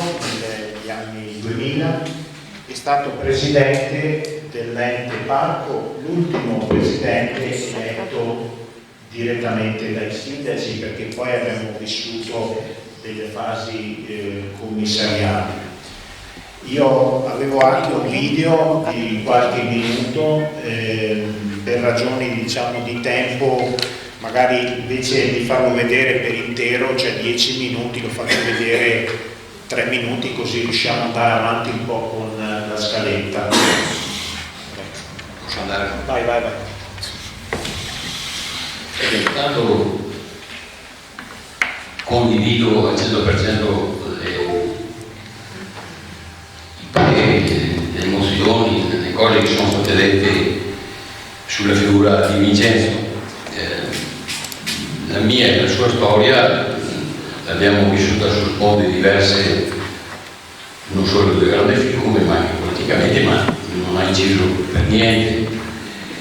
Ci siamo conosciuti nelle riunioni che si facevano per le diverse ragioni, e come Giuseppe lo chiamava sempre Giuseppe, lui è stato il primo a chiamarmi Geremia, cose in quali non sapevo neanche di chiamarmi Geremia, perché mi chiamava un'altra roba, e comunque lui ce lo ricordo, ce l'ho ancora nelle orecchie, sta tonalità.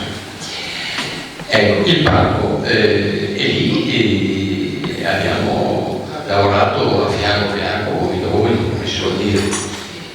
Lui è stato il primo presidente, io sono entrato a far parte del comitato di gestione, e il primo tema è stato quello di dover stilare, adottare il primo piano ambientale, perché la legge di istituzione del parco da 1936 allega un piano, però è un piano provvisorio che ha fatto la regione, e quindi quando sono stati istituiti gli organismi, tipo il consiglio, il presidente, il comitato di gestione, eccetera, noi fate voi il parco che ritenete opportuno per i vostri comuni.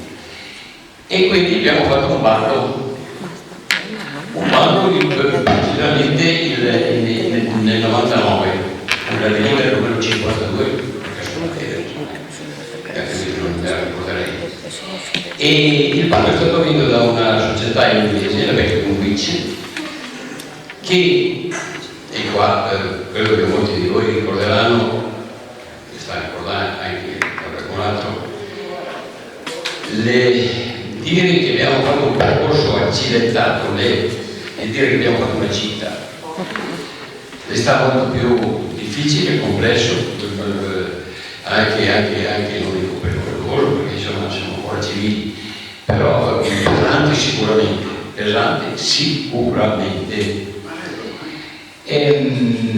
Questi vedenti inglesi naturalmente stavano in Inghilterra e hanno affidato, non so se ai loro soci o meno, ecco, uno studio romano, con il quale abbiamo avuto tutta una serie di rapporti, e quindi siamo andati avanti dal 1999 fino al 2009.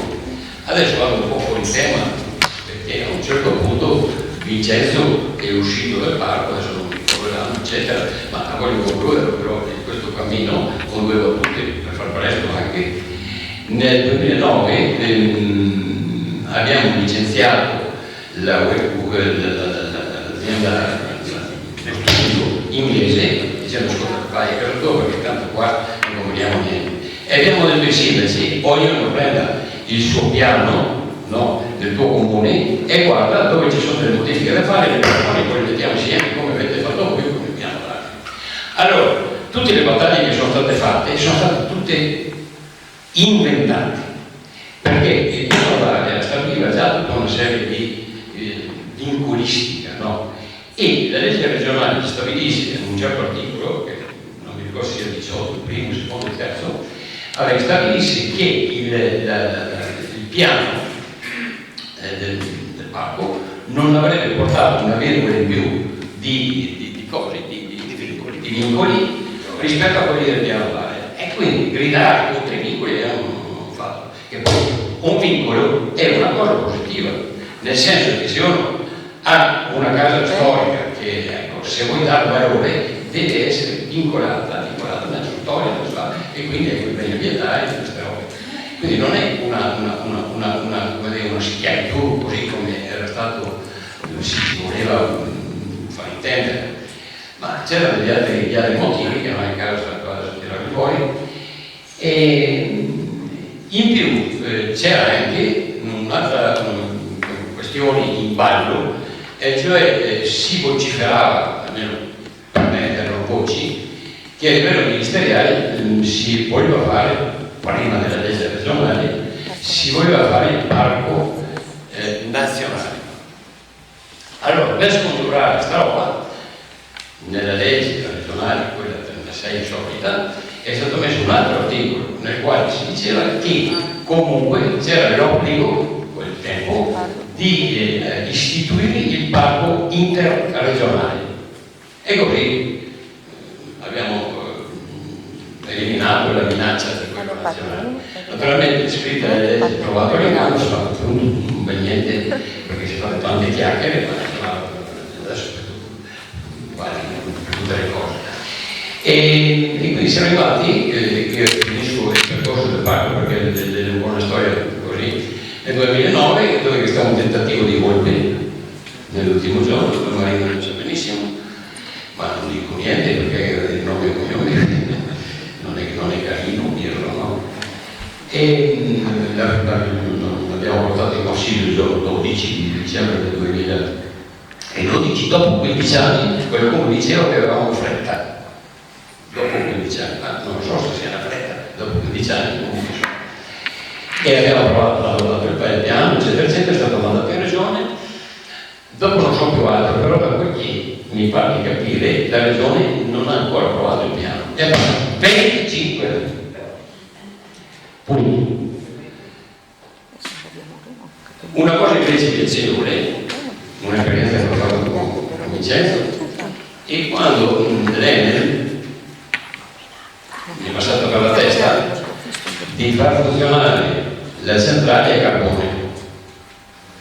E allora, siccome come parco era potente essere contrario a una cosa del genere, per gli inquinamenti, di impatto ambientale e quant'altro, cosa ha pensato?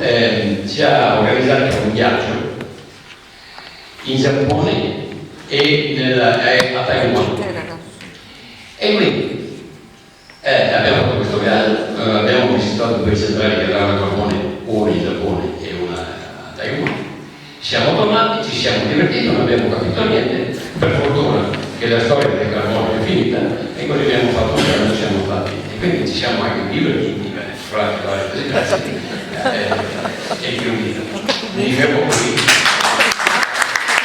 Tra le altre cose Vincenzo si era laureato in filosofia nel 71 mi pare, e si era laureato su una tesi avente ad oggetto Don Struzzo e guerra e pace. Quindi io darei la parola a Margaret per introdurre un nuovo step dedicato al gemellaggio. Sì.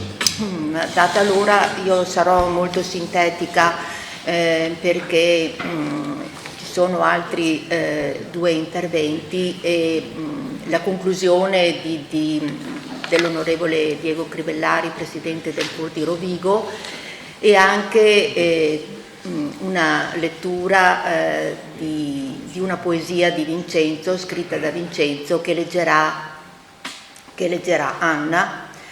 E Vincenzo mi pare che abbia vinto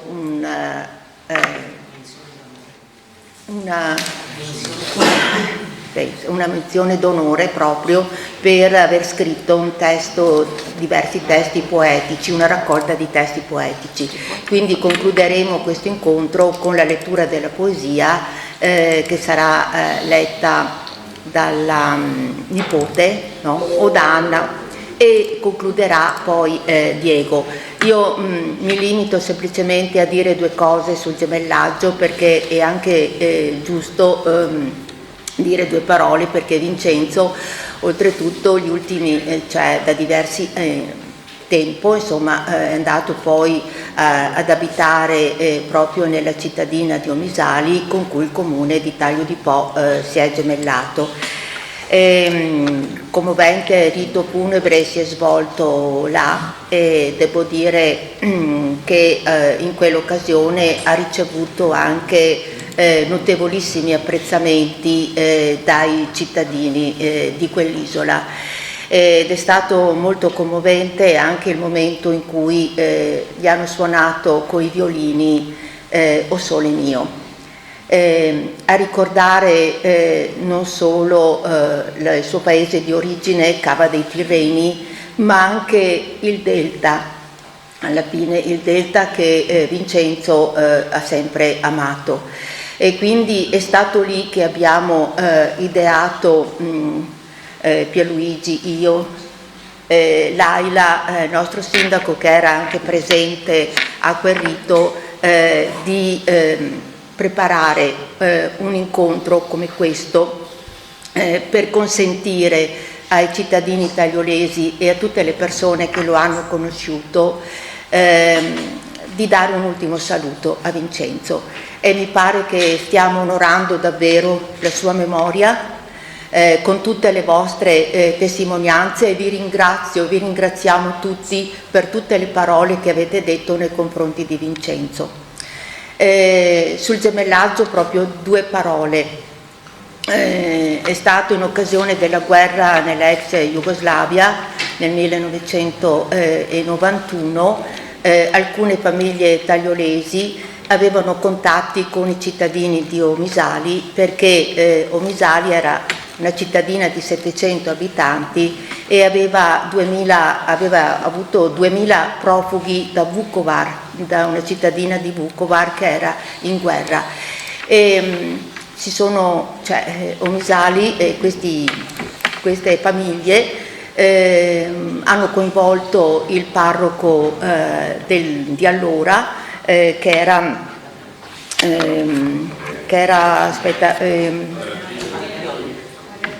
Padre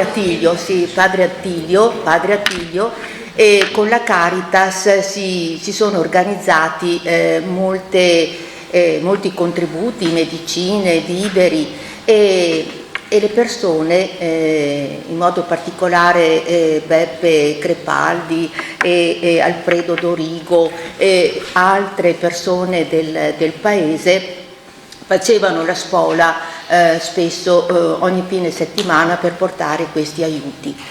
Ecco, questo coinvolgimento della comunità ha coinvolto anche i commercianti, ha coinvolto le associazioni, proprio il paese ha dimostrato molta solidarietà nei confronti di questa cittadina, e Vincenzo ha istituzionalizzato, insomma, questa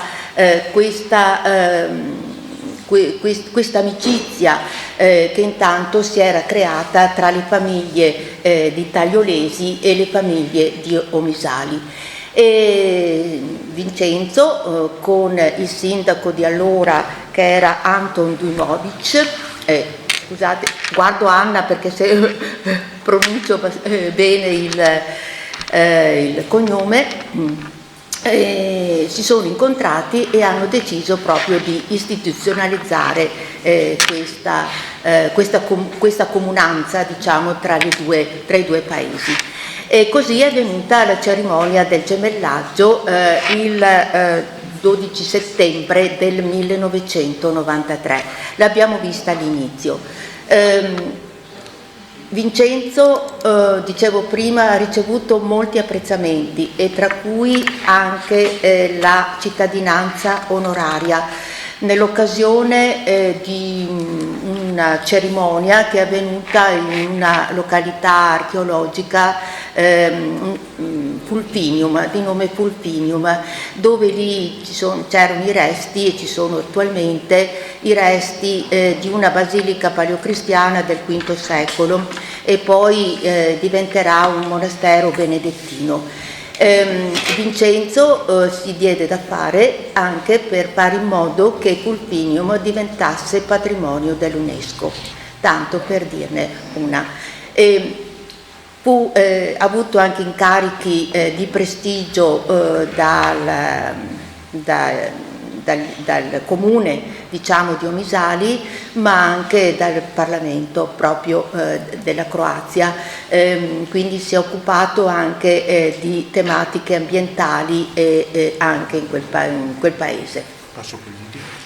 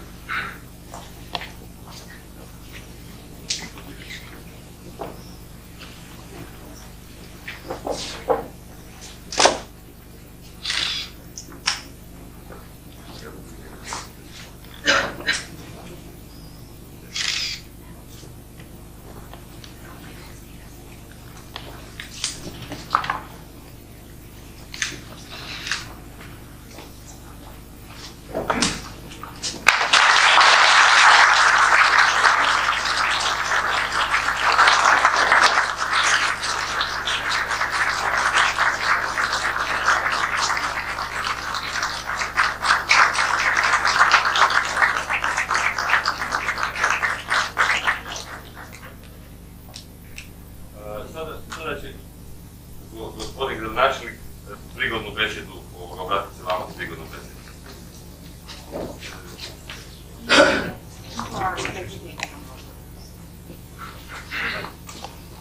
Io tanto ringrazio il sindaco, ma anche gli amici di Omisali che in questo periodo ci hanno accolto in tutte le occasioni nelle quali ci siamo legati a Omisali, una cittadina splendida, un luogo meraviglioso. Abbiamo vissuto insieme a voi, in forme ovviamente più attenuate, ma con un senso di profonda amarezza e dolore, le fasi tragiche che seppur a distanza vi hanno visto coinvolti. La guerra verso la quale e contro la quale ognuno di noi, credo, debba fare lo sforzo per ridurne gli effetti, per evitarla, per far sì che diventi una parentesi breve, brevissima, che finisca al più presto. Questo è l'augurio che noi vi facciamo, perché crediamo che le risorse del vostro paese, della vostra gente, la storia che c'è dietro di voi, dietro il popolo croato, dietro la vostra cittadina, merita di avere una situazione sociale, economica diversa, di pace, di sviluppo economico, di rapporti che per voi possono essere internazionali, perché avete, oltre che alle bellezze naturali, avete anche un senso di grande e profondissima ospitalità. Noi, per quel poco che abbiamo fatto in questo periodo, abbiamo anche ritenuto di dover fare un atto di gemellaggio, che è il primo e finora è l'unico per il nostro comune. L'abbiamo fatto con entusiasmo, abbiamo vissuto delle fasi difficili anche noi, momenti in cui la guerra sembrava addirittura impedirci di venire da questa parte, in alcune fasi, soprattutto dei mesi scorsi. L'abbiamo fatto comunque sempre, siamo a rinnovare ancora oggi il senso della nostra ospitalità. Noi vi ospiteremo ancora, saremo ancora vostri ospiti, vorremmo però che da questo momento in poi si creasse qualcosa di nuovo e di diverso, di più costruttivo, di ancora più costruttivo, che va al di là degli aiuti umanitari, quello di stabilire rapporti anche di altra natura, anche rapporti economici, rapporti rapporti sociali, culturali. Ci appresteremo col sindaco, ne abbiamo parlato ieri sera, a predisporre già il primo programma entro il mese di settembre per una serie di iniziative per l'anno 94. A nome del comune di Taglio di Po, dei cittadini di Taglio di Po, io rivolgo a voi tutti, al sindaco, alle autorità e a tutti coloro che in questi anni noi abbiamo conosciuto a diverso titolo, al segretario comunale, al signor parroco Antonio, al nuovo parroco con il quale intendiamo continuare a collaborare, con amici che dall'esterno ci hanno dato una mano importante, decisiva, come Don Marino della Caritas che è qui presente, e altre generose persone che ci hanno messo a disposizione mezzi per poter estrinsecare il nostro senso di amicizia. L'augurio è di rivederci a presto e in una situazione ancora migliore, di trionfo cioè della pace e della convivenza civile tra i popoli.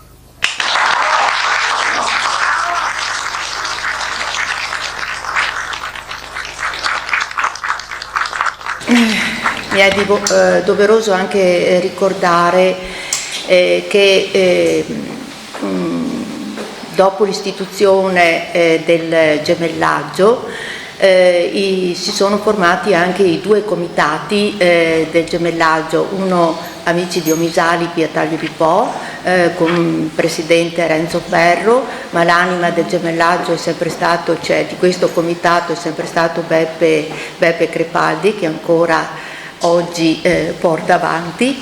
E devo dire che quello che ha detto Vincenzo in questo video e durante questa cerimonia, parlando delle attività che si sarebbero poi promosse tra le due cittadine, si sono anche verificate. Soprattutto questo gemellaggio si è rivitalizzato ad esempio con le scuole. E le scuole per diversi anni hanno portato avanti, gli alunni della scuola media hanno portato avanti appunto degli scambi culturali, cementando l'amicizia reciproca tra di loro e tra i due popoli e anche la conoscenza dei due territori, e credo che questa sia stata una ricaduta molto importante.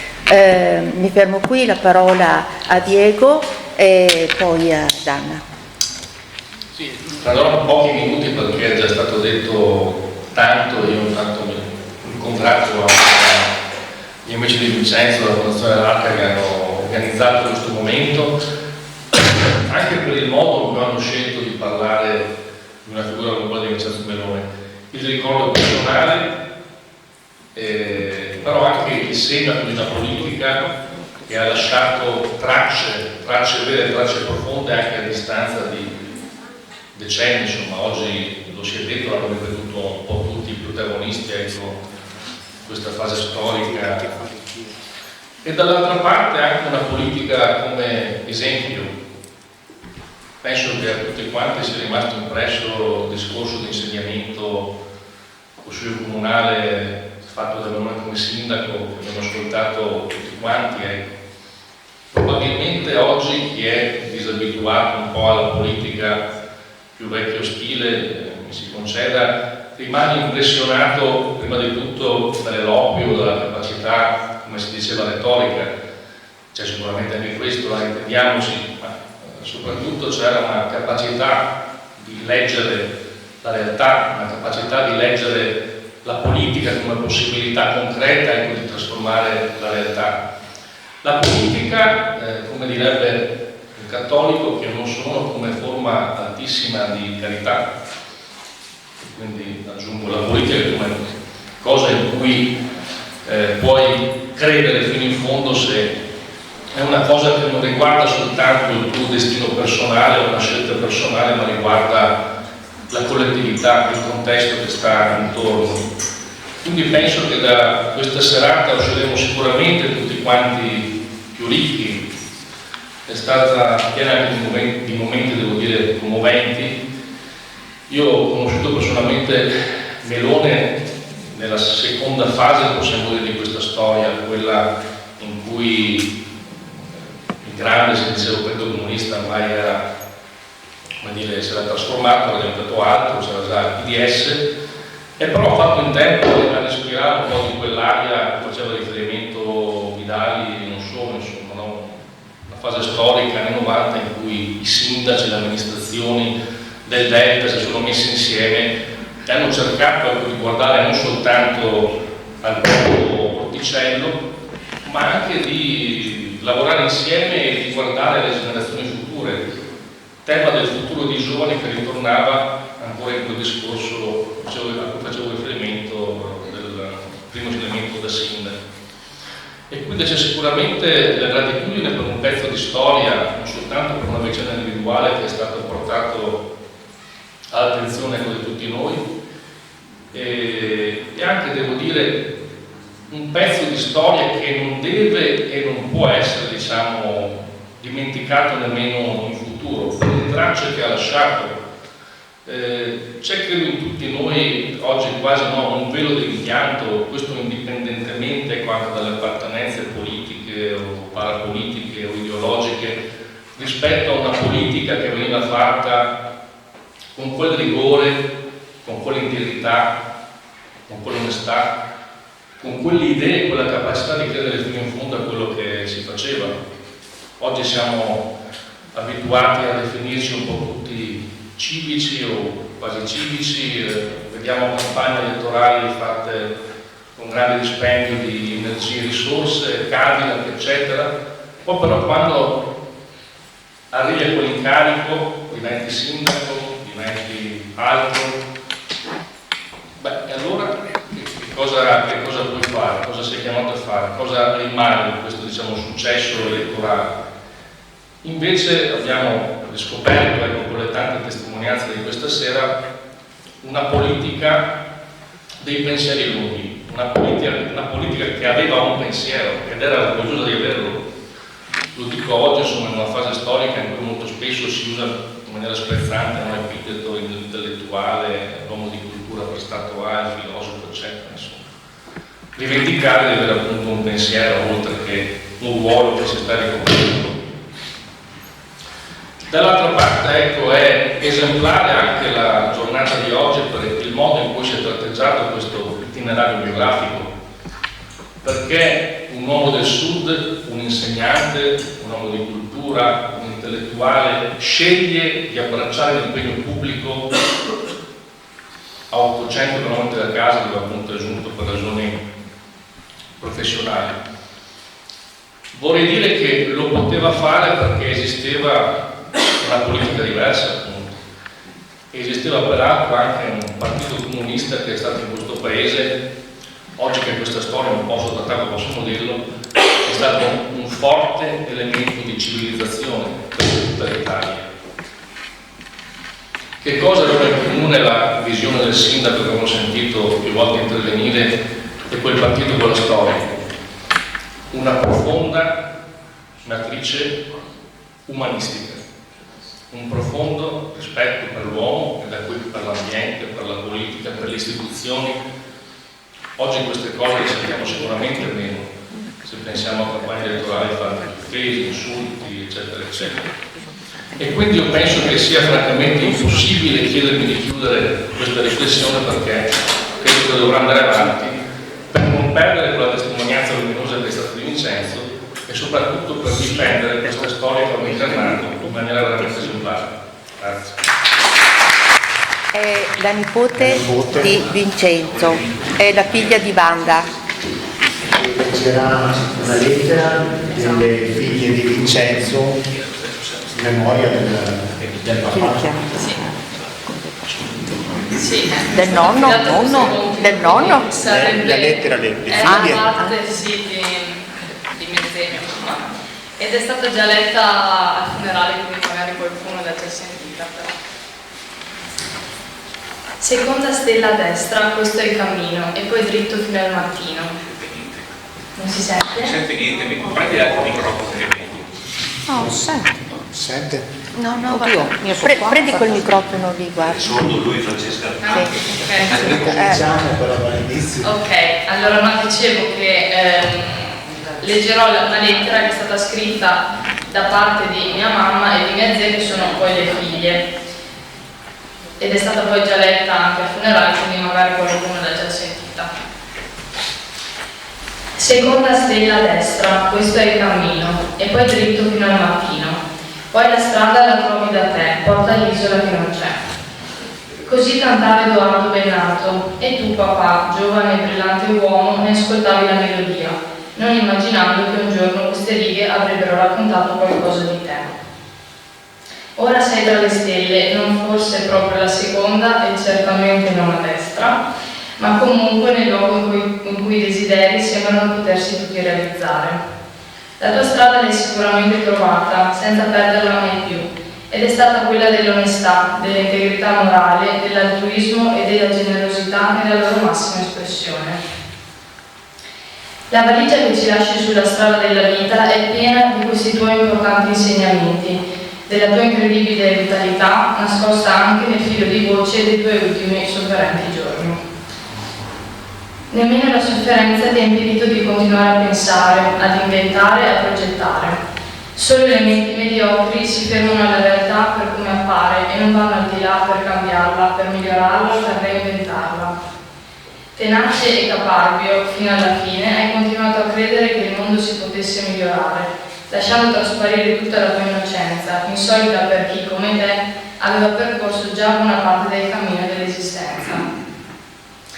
Quello sguardo incantato sulla vita e sulle persone ti ha regalato, assieme a tante soddisfazioni, anche tante delusioni, perché il mondo poi così tanto delicato non è.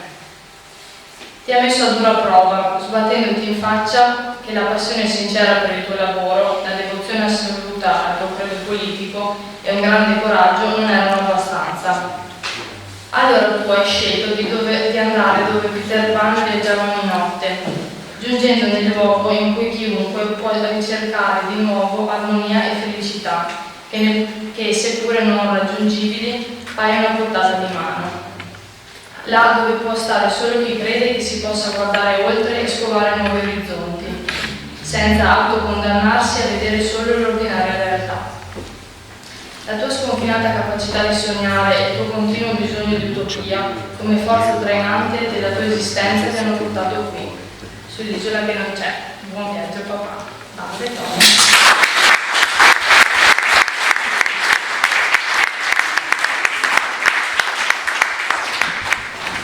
Io parlerò di un Enzo che nessuno quasi conosceva, cioè Enzo, autore di poesie. Io ero innamorato della poesia e da persona di cultura qual era si era spesso cimentato. Con questa raccolta poetica che si chiama Momenti d'amore ha vinto una menzione al concorso Istria Nobilissimo, in quanto e ha potuto partecipare in quanto residente in Croazia a Nimice. Si chiama la poesia Amore giovanile. Lontano è il tempo dell'amore, quando vibrava il cuore, fragile e inesperto, che sobbalzava inquieto al battere di una ciglia, ad uno sguardo languido di una ragazza amata. È tempo di ricordi e i baci appassionati di te che mi stringevi, forte e curiosa, di un amore passionale, ora diventano dolci pensieri e lontana melodia.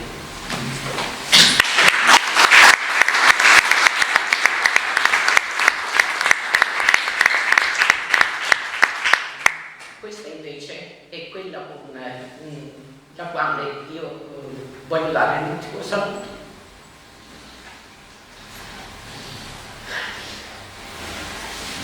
Ti ho salutato solo con un gesto della mano, non una carezza, né un bacio e neppure un abbraccio. Sapessi come avrei voluto stringermi a te, farti sentire come il mio cuore batteva e dire che tutto ti avevo perdonato. O se soltanto avessi immaginato che quello sarebbe stato l'ultimo nostro incontro, quante cose ti avrei detto, quante domande ti avrei posto e quanti dubbi ti avrei espresso. A quel momento di tristezza, ma non senza speranza, era seguita la mia partenza, quindi giorni in attesa di tue notizie, sempre meno rassicuranti. Infine quella, improvvisa e inaspettata, che non ce l'avevi fatta. La notte ti aveva ghermito, avvolgendoti nel suo nero mantello. Ormai la tua anima, libera e leggera, aveva lasciato il corpo e verso cieli sconfinati volava. E ora più non sentirò la tua voce, calma e suadente, che fin dal nostro primo lontano incontro mi aveva fatto innamorare. Ma la ritroverò tra le onde del nostro comune mare e il soffio dolce del vento che mi restituiranno l'eco delle tue parole.